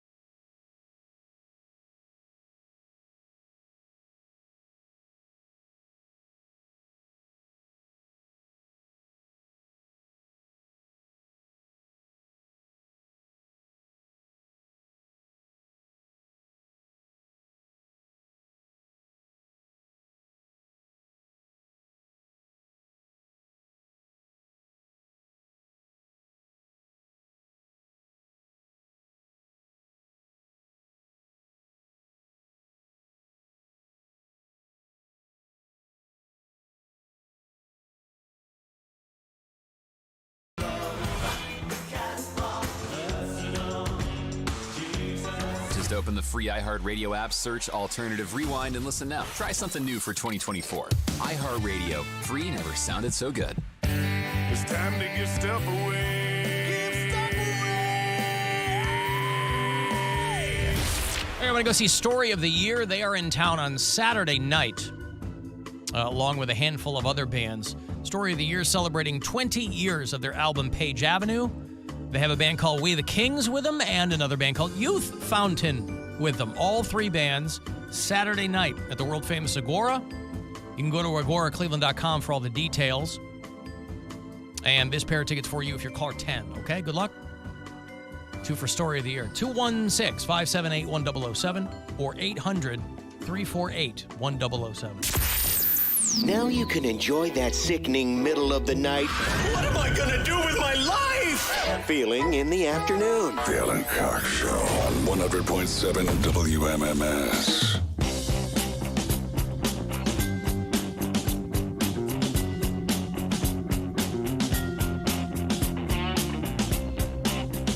Hey, comedian Jeff Dye is back. How are you? Good. How are you doing, fellas? Long time no see. It's been a minute. I know. About almost a year. Almost one Actually, year. Probably it feels like longer exactly than a that, year. though. You know, when we don't see you, it just feels longer. Yeah. You'll hear Mary in your head. She's in New York. Hi. Hi, Mary. How's the new digs? Oh, I haven't gotten any yet. I'm still in a guest room. Perfect. but How's the we're guest room? searching. Guest room's great. Love it. Can't complain. Jeff said you were a nice lady, Mary. Oh, that's sweet of him. Yeah, I enjoy it. I think that's a great way to describe anybody, man or a woman. Just go, he's a nice lady. Yeah, very nice lady. Yeah. I talk old, so like that's it sounds like the way I'd compliment someone. Uh-huh. What a nice lady. What a wonderful lady she is. I know you talk old. I've heard your views. Yeah, exactly. I was born way too late. Is that what it is? I always make the joke that I was a 40-year-old kindergartner. I've kind of gone the other way. Like I've made a career out of being stupid and whatever. But as a kid, I was pretty no nonsense, man. You wore a suit to school? Well, it was Catholic school, so I had to wear a tie. But way after I didn't have to do that anymore, I was still wearing a tie. I don't know where that comes from. I don't know if it's upbringing. You just want to look good. Yeah. Look sharp. Yeah, look sharp. Yeah. Your surroundings. I don't know where it comes from either. I feel like if I was born 200 years ago, I'd have crushed it, Yeah. Yeah, look at me. Is it how you 6'4", I got great teeth, a white guy. Very tall, yes. Yeah, Very tall. I'd walk into a place, they'd be like, I think that's our leader now. I'm pretty sure. President. Yeah, what do we just give him our stuff? How does this work? Uh-huh. Well, but now, you've got to operate yourself in the climate as it is, I guess. Yeah, I'm just boring now, being a straight white guy. Nobody wants to hear from us anymore. Yeah, it's not like it's bad. It's just like I'm so regular. Yeah. They go, what are you having sex with women? What? That's old. So in your mind, just have sex with one. What are you doing? In your mind, you go, well, now I need a hook. Yeah. You go, I don't think like I need that, a hook. No, I know. But I mean, it's not an easy thing to be all the time. You could just make something up, like that's kind of what was happening, like in the big comedy boom. Is like guys were like, "Oh no, I'm just like a regular white guy who does comedy. I'll pretend that I have a phobia of germs. That'll be I'll be germ guy. Germ guy, or you just go. yeah. Tim Allen. Tim Allen did the thing. Howie Mandel pretended like he's afraid of germs. Ellen, well, that thing was real, but. Well, it is funny to me though. People, germaphobe is Ellen pretended to be nice. Yeah, that was her shtick. Germaphobe is a great way to get out of social situations too. Yeah, that seems to be the thing. Like Howie Mandel, he's like, "Oh, I'm a germaphobe." I don't shake anyone's hand. Right, but I'm sure he's still high-fiving some dudes or something. Yeah, I've hugged him. We've shook. Right, that's what I'm saying. But you need to find your thing. That's why I just thought of him first, because it's like, you don't ever have to prove your thing. I know so many guys that are like, I'm colorblind. I'll put out my clothes, and it's like, I thought the shirt was blue. Is it not blue? Like, it's like, dude, we don't even know if you're lying, but it's really not that interesting. But I've seen it, like, because we'll never know. He thinks it's an interesting first date story. Or something. It goes with colorblind. Yeah, he's like, and you got to think how many things on their mental list did they cross off before they landed on colorblind. I like the people that are committed to it though, like Brad Williams. Does he commit to that? Well, I mean, I didn't know he was colorblind. No. Being short, you mean? Yeah, committed to be.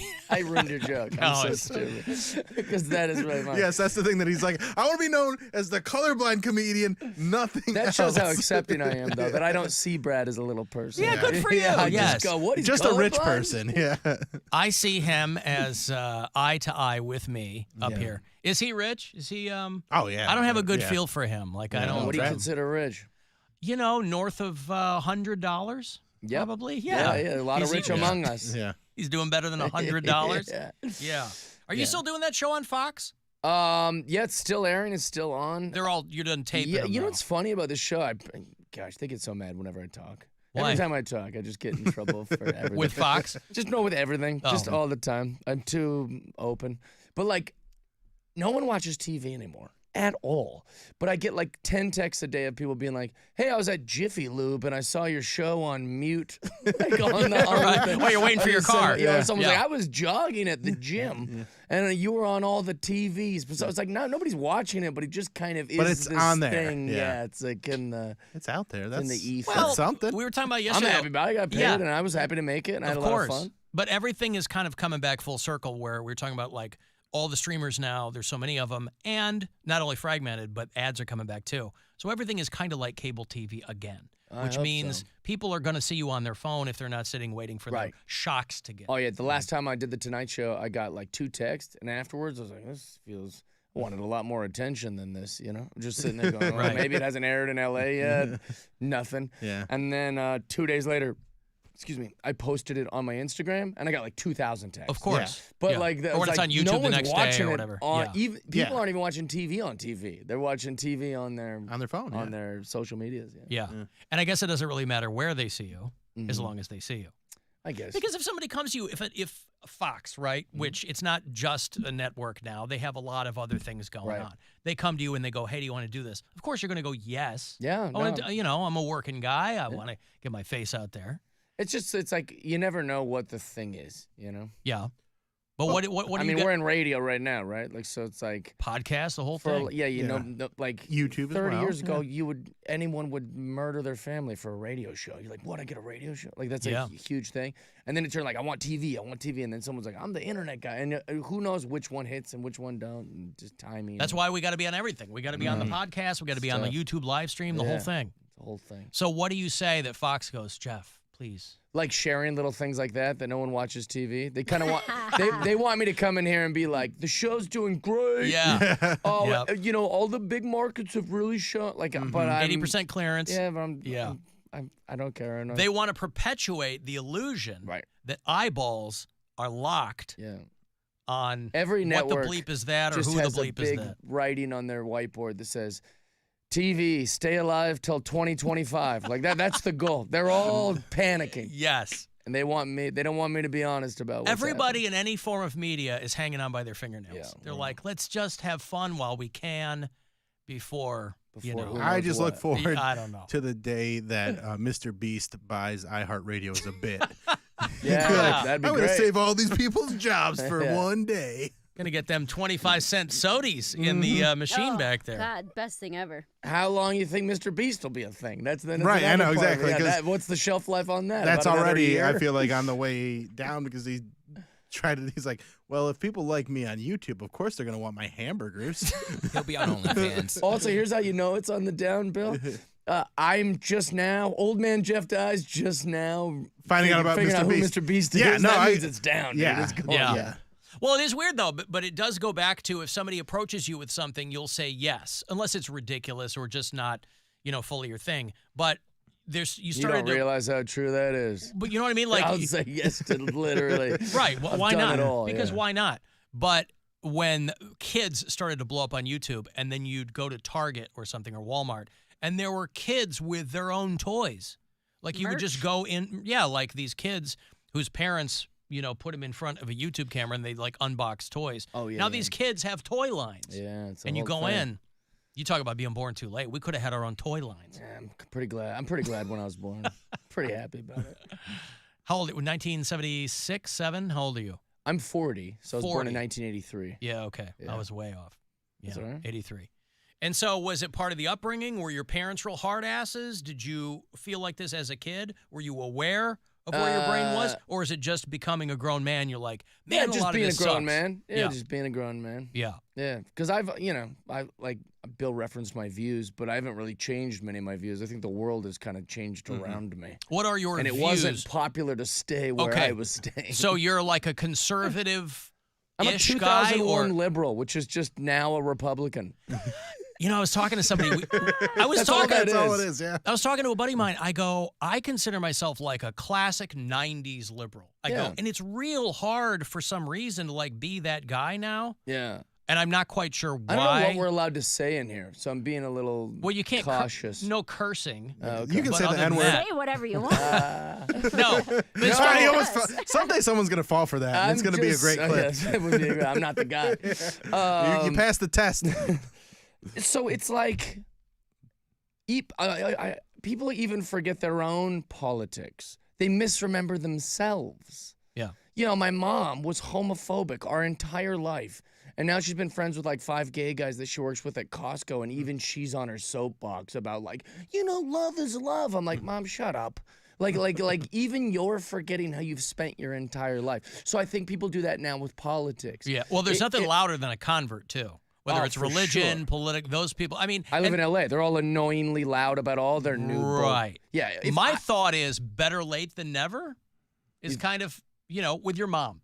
Better late than never. Oh, I'm happy that people are evolving and making nicer views. What I'm saying is that, like, if I'd have been here 20 years ago and I said men can have periods, everyone would be like, they let a mental guy in there. Like, right. But, like, now people are so, like, arrogant about, like, oh, I've always been this open and this sweet. So that's why I say I'm a 2001 liberal. Gotcha. When you tell me men can have periods, I go, get the F out of here. Shut Well, up. because I don't buy it. I'm not falling for all the new shtick of what liberals are claiming. Everything moves so fast that nobody can say, I've always been this. You But just can't. That's why I say I'm a 2001 liberal. Yeah. All the new shtick, I'm not buying. It's all this new fluff, and I don't like it, and that's Yeah. okay. I'm not mad about it. It's just like Well, that's one of people those go, things, Jeff, too. can you believe Jeff said that? I was like, I didn't move with you over there. Right. I'm here. Yeah. My views on this were, I was a very liberal guy in 2001, and that's where I've kind of stayed. I feel like that's also one of those things where, like, my son's trans and female to male. Yeah. And you know how often he talks about his period or anything Probably like that? never. Never, ever. Right, never. 'Cause No one like, does. Like, you exactly. And it's just one of those things that gets brought up by the pundits and talking heads because it's like, oh, then you're saying this. Like, no, he just wants to go through his life and live his life and really 100%. not talk about It's sad that he's been aspect of it. politicized, is Yeah. the sad part. And that's the thing, is like Yeah. he doesn't really want to be, but he is. And then I got to go and say, like, hey, I just want you to treat him like a nice person. And that's how then I people are feel. like, oh, Bill's so woke. I'm like, I mean, I am. I'm tired. Yeah. Like, I don't want to be on a soapbox. I just want you to treat people well.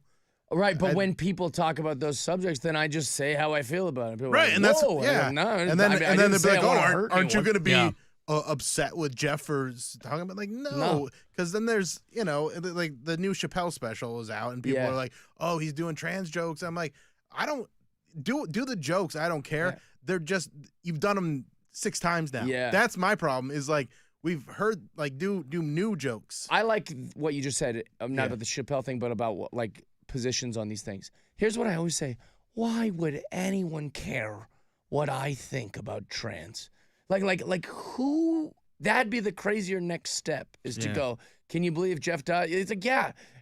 Well, there are people among you who have very strong opinions about your religion and have strong opinions about, but it doesn't matter. We're all coexisting. We're all getting along. And you can always feel when cares? you can always feel when you're being lured into a conversation. Oh, too. yeah. It's like this is not. So if they ask me, I say, Right. and if they don't, it's fine. But like I don't care what you say because you're not making legislation. Right, exactly. And that's the problem. That Congressman dies. The people that are trying to weaponize legislation against trans people, that's the people I have a problem with. Because why would I? Yeah. Why would we try and stop that? Yeah. Versus, there's so many other problems, and then you try and make this into a thing that shouldn't be. When Putting our laws roads on are it, falling apart, and the bridges are collapsing. Our infrastructure is garbage. Our healthcare system sucks. And you're like, this kid wants to wrestle. Let him wrestle and lose or win. Yeah. I don't care. The Chappelle thing is, it's one of those things, like, I feel like, who cares? Like, why is anyone commenting on what premises comics talk about? Right. But then the other side of the coin, I'm reasonable enough to also go, hey, Dave, you can't keep kicking this bee's nest and then get shocked that bees are in there. Right, yeah. You know, you've kicked the bee's nest special after special after special. So all the people that are mad, I agree with them. And all the people that, you know, and then also I side with Dave also. Like, who cares what we talk about in our jokes, you know? Well, so it's like just, that part, again, I'm fine. Some people like it, some people don't. Yeah, and also, like, you know, like, that's obviously what's on his mind if he wants to talk about. I mean, nobody was like, it's just so tired to talk about relationships in stand-up comedy. It's like, people just talk about whatever. But, like, finding Every a new way- dad talks about his kids and his act, and, you know, like, we all talk about the same crap. Right, anyway. but finding a new way to talk about it is more than anything. And like Yeah. in the new special, I was just like, okay, but like Yeah. I didn't feel like he found a new way to talk about it. Just more like,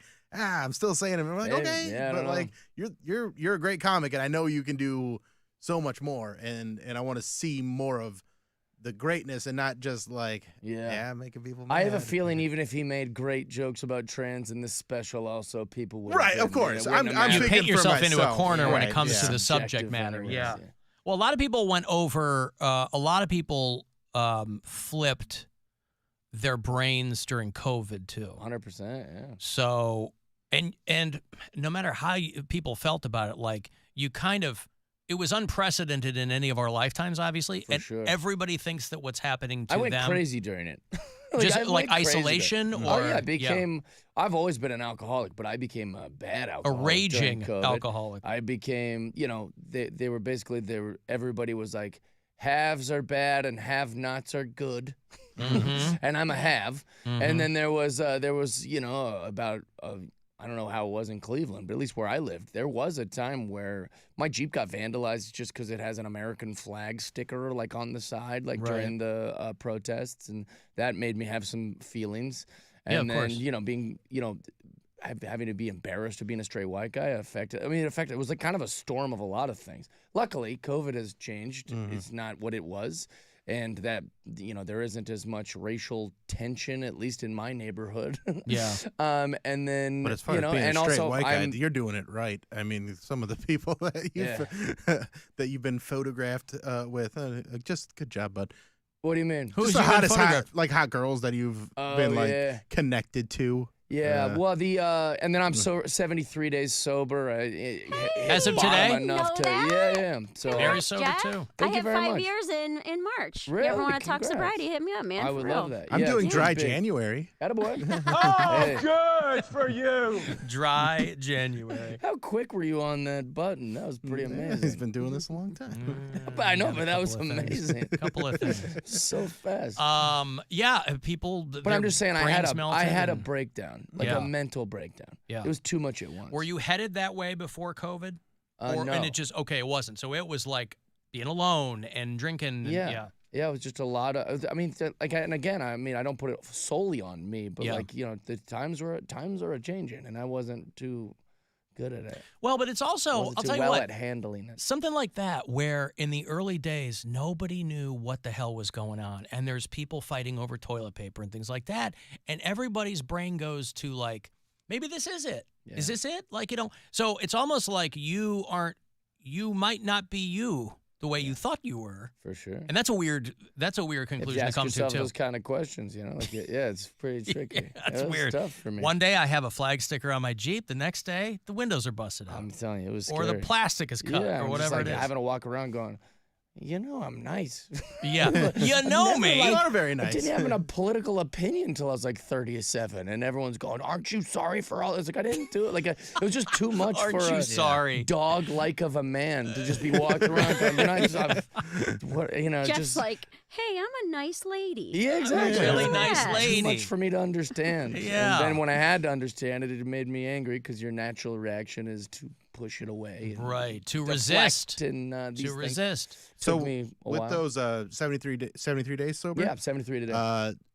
What? How has that been? Has it been a struggle, or has it been? It's been the greatest thing that's ever happened to me. Yeah. Yay! Everything I love that. has infinitely That's what been. they always say. You gotta miss it, though. That's how you know it was a problem. It was a problem. Yeah. Yeah. Well, and I'm not trying to No. persuade anyone else to. I don't pressure nobody to get sober. I don't say anything because all my friends still drink and or not all my friends, but a lot of my pals are still partying and drinking and doing drugs and stuff. And I go, yeah, but guess what? I can't decide that for you. Like, I know I have a problem. Right. So maybe you're quit. You won't feel anything because you don't have a disease. You don't have a problem. I have a problem. I had a problem. Are you doing And like the meetings and everything? Yeah, I or- went through a whole program, and then What precipitated? What was the bottom?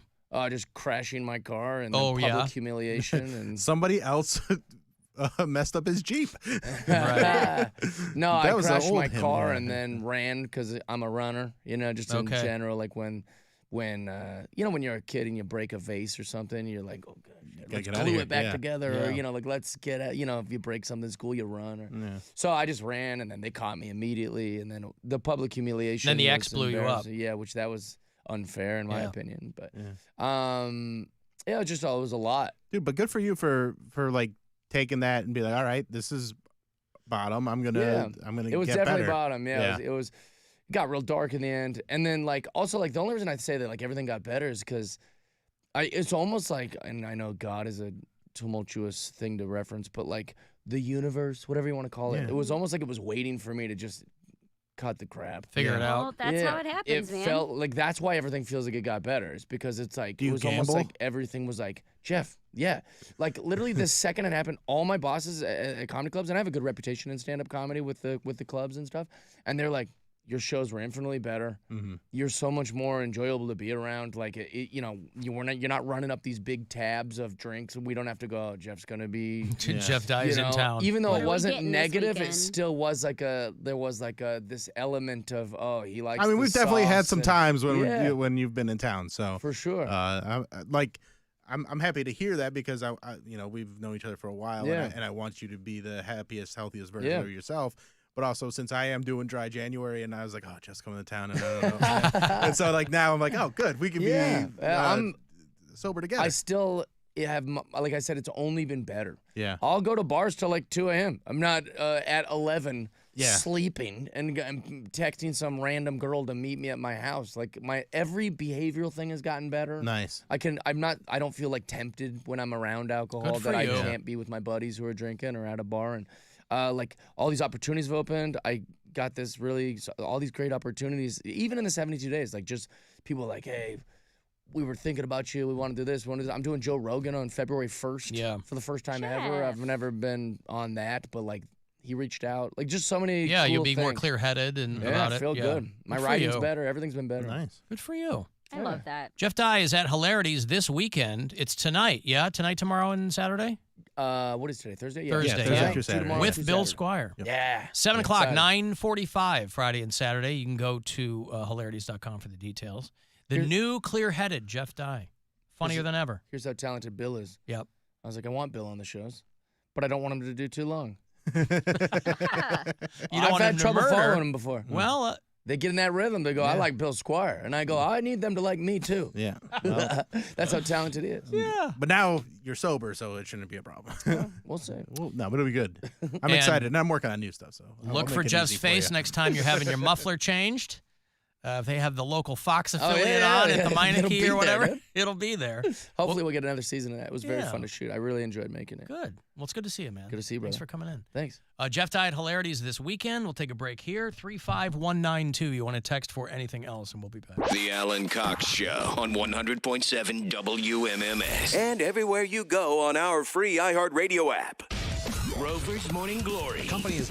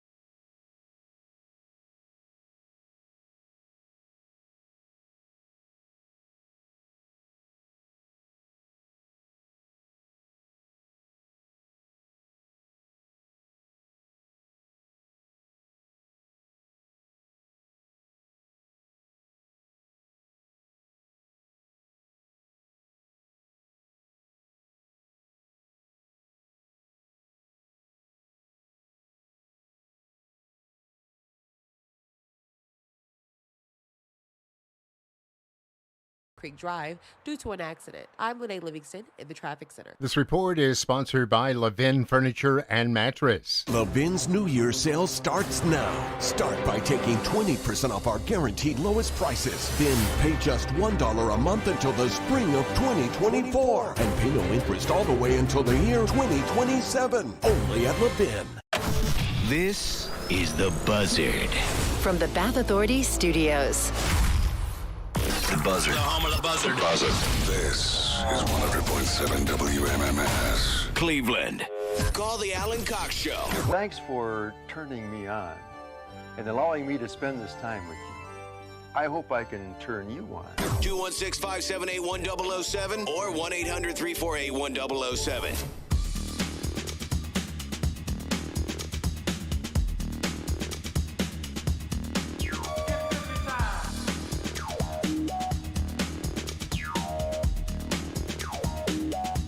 Cavaliers win big last night here at home against the Washington Wizards.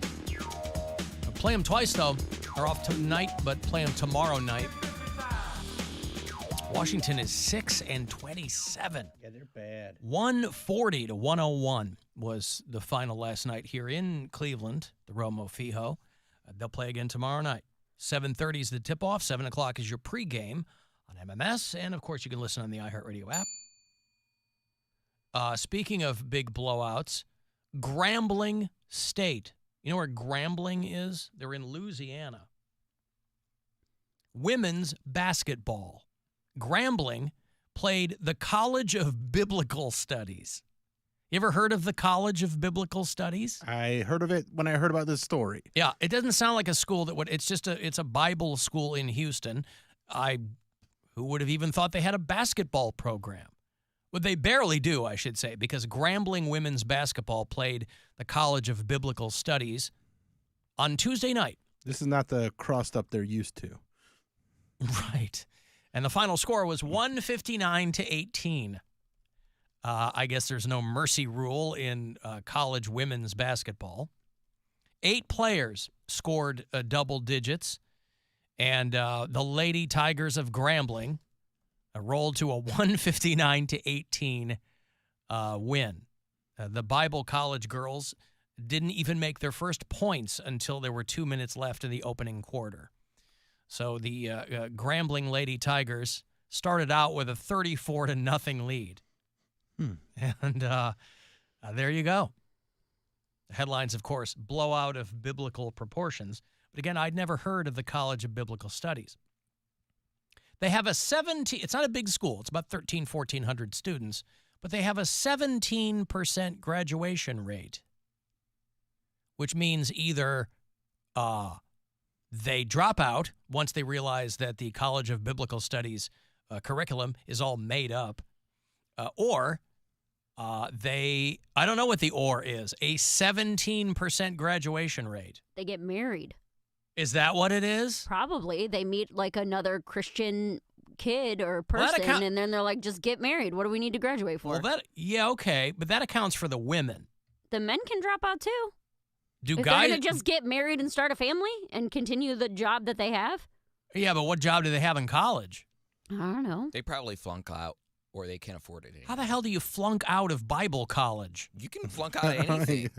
Not honoring the Bible. And believe in dinosaurs? They also expel people. Like, I know, I forget what college it was, but like, you're not allowed, even though you're of age, if you drink on campus, it's a dry campus, or if you have sex, like premarital sex, that you can get expelled from the university. Different schools have different policies, and you can be expelled for that, and they don't have to give you your money back.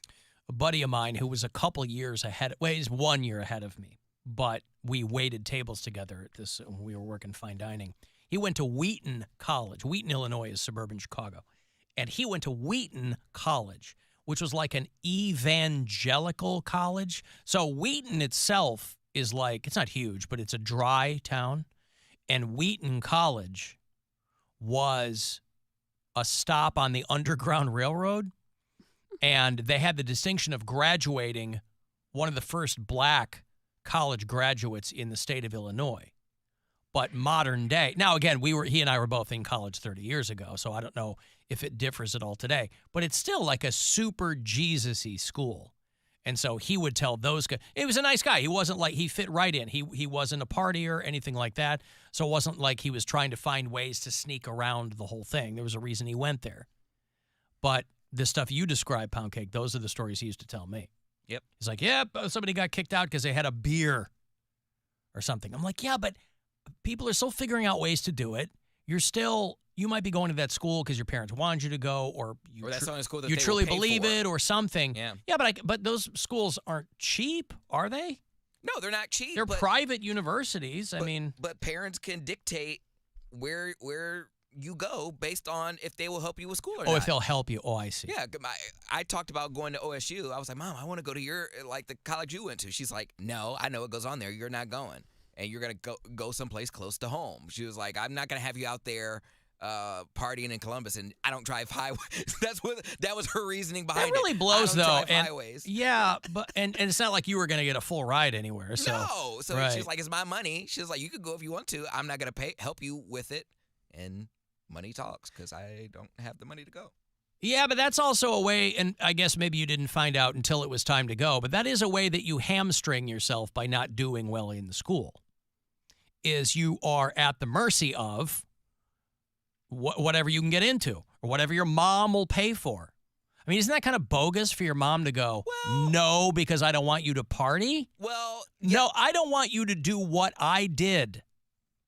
Correct, but she was wrong in her reasoning, but not wrong in the message, because I was going for the wrong reasons. I wanted to go to OSU because it was a party school, and it was. That's why a lot of people want to go there. That's probably why most people want to go there. But I don't know. I'm not familiar enough with their communications program. I'm sure it was top notch because Columbus, OSU is a top notch school, but I don't know anything about their communications program. Akron, I specifically went because they had a student-run radio station, and it's the best in. I have a feeling Ohio State University probably has a radio station. I'm sure they probably do, but I don't know how nice it is, because a lot of schools give their funding to the TV station. That's the thing with Kent.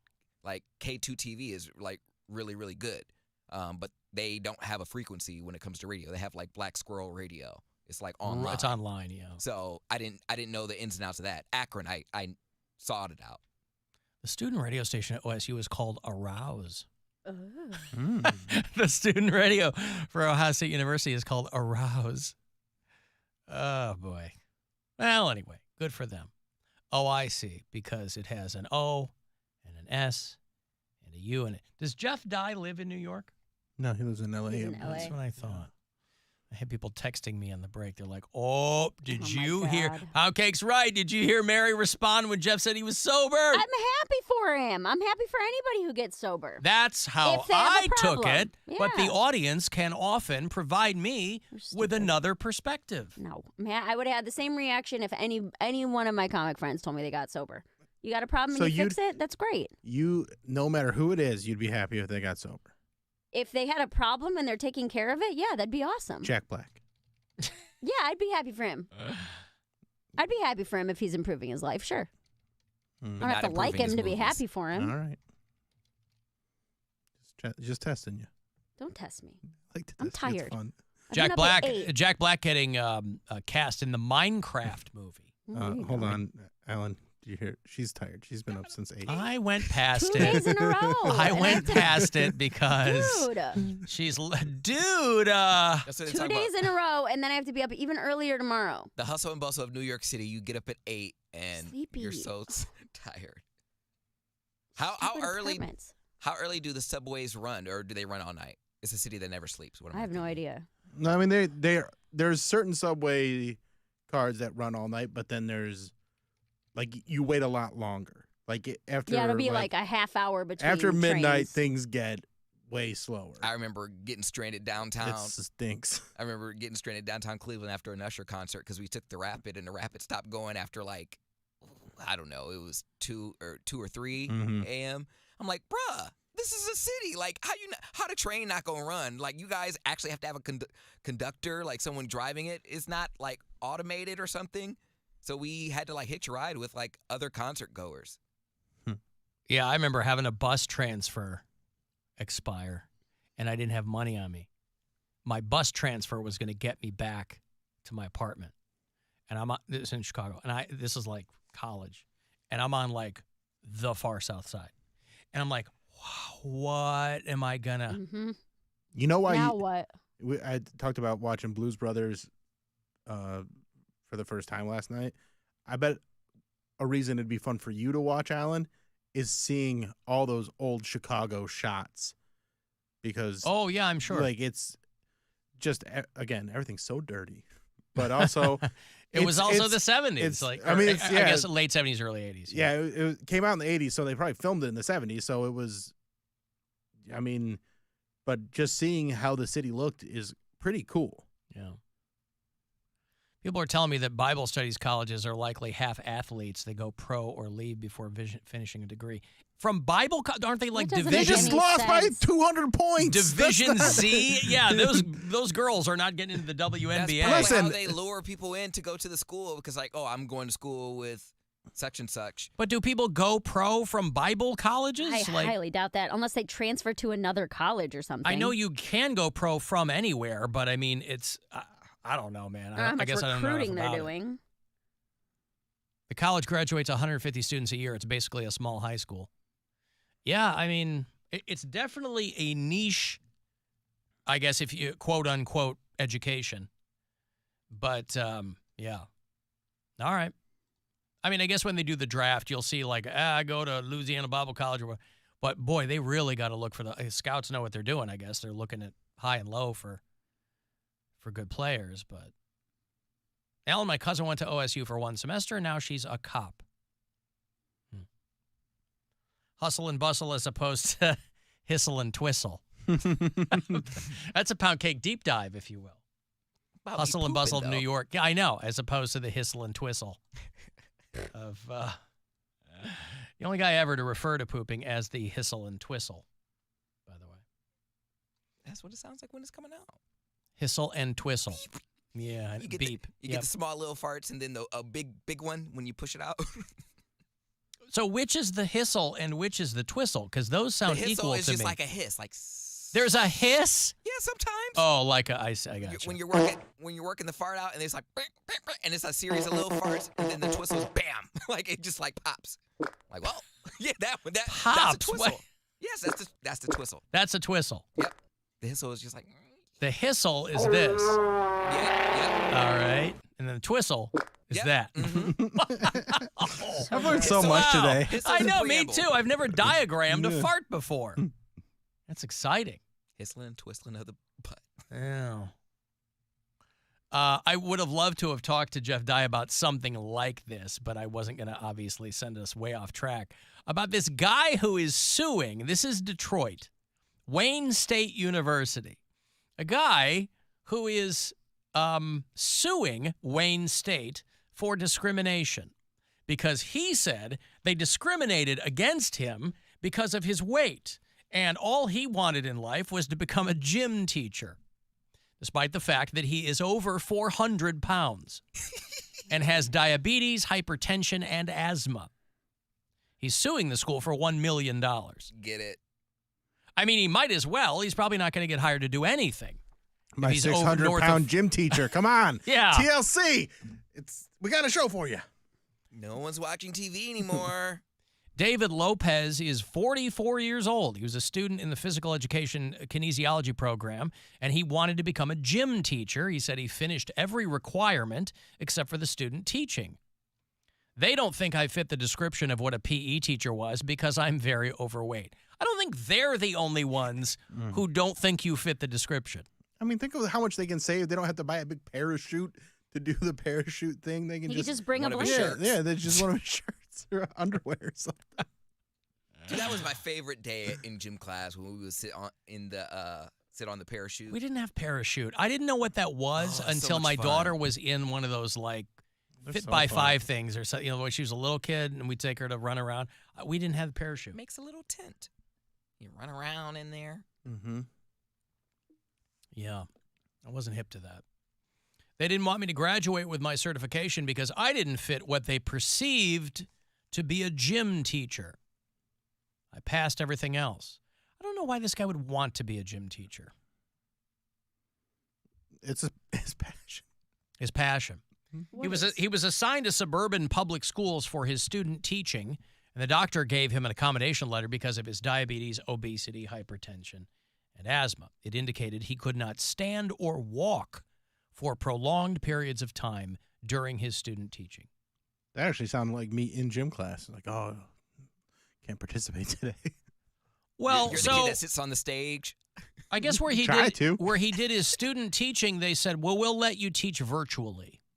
What is that? I don't know. What is virtual gym class? Work from home. I don't Do know. some He said, push-ups and I'll watch you? Just do Wii Fit. I was willing to do it, but Wayne State University was not. He says the accommodations were never approved by the school, and he is suing them for $1 million. I left with no degree, no certification, no anything. So ghetto, dude. Well, no. If no one wants a personal trainer that's not fit. no, but this is what I'm saying. People have conflated body positivity, which is a subjective aesthetic. Are big bodies beautiful? Absolutely. That's what your eyes are telling you or not telling you. But they've conflated that with health. And there's no metric in life in which obesity is considered healthy. That's different than body positivity. That's different than big is beautiful. I say, God bless you. That is not the same as health. And so this guy is suing them for $1 million, saying, you guys are discriminating. I mean, first of all, every job that you don't get, they've discriminated against you in a way. You don't fit what we need for this job. I've been discriminated against over the course of my career from every job I didn't get. It eventually comes down, any job you want, it comes down to two people, you and the other person. And the jobs you don't get, every time they've picked the other person, you've been discriminated against. And every job I've ever gotten, they discriminated against the other guy. But I don't know what this guy, I have a feeling. That's not what discrimination is. That's not what legal discrimination is. What I'm saying is any job you don't get, they have come up with a reason not to hire you. But that's also not discrimination. It's not legal discrimination. If you're more qualified for a job than another person, that is not discriminating against the less qualified person. Well, I'm saying that's rewarding between legal, the more qualified person. But discrimination also just means to designate a difference between two things. You're discriminating in two discriminate categories. This guy, I know what he's saying. He's saying they've discriminated against me because I'm over 400 pounds. He's trying to make the case that they have illegally discriminated against him, that they're being ableist or whatever. And he may have a case. They may settle out. They may get the hell out of here, and he'll get himself $25,000 or whatever. But I'm just saying that you are discriminated against in a variety of ways. I just don't know. I don't know why you'd want to be a gym teacher. Unjust. Right. Like your discrimination usually means like without reason or cause. It usually does in the legal sense. I'm just saying that in the strictest sense, it means there's two people, when you're picking teams in school. I always got picked last. Why do you think that was? Because they were discriminating against me because I was terrible at sports. I was terrible at baseball. So yes, they were discriminating against me. I would get picked last. But they're not, I don't see that as the same thing. They're not discriminating against you. Yes, they were. They are rewarding more qualified people. Two sides of the same coin. Are they? Yes. I don't know. I'm not talking about legal discrimination. There are things you cannot do. You cannot, and again, this is why a lot of people. This is discernment, not discrimination. Oh, potato. They made discerning decisions based on your ability as a crappy That's athlete. right. That's right.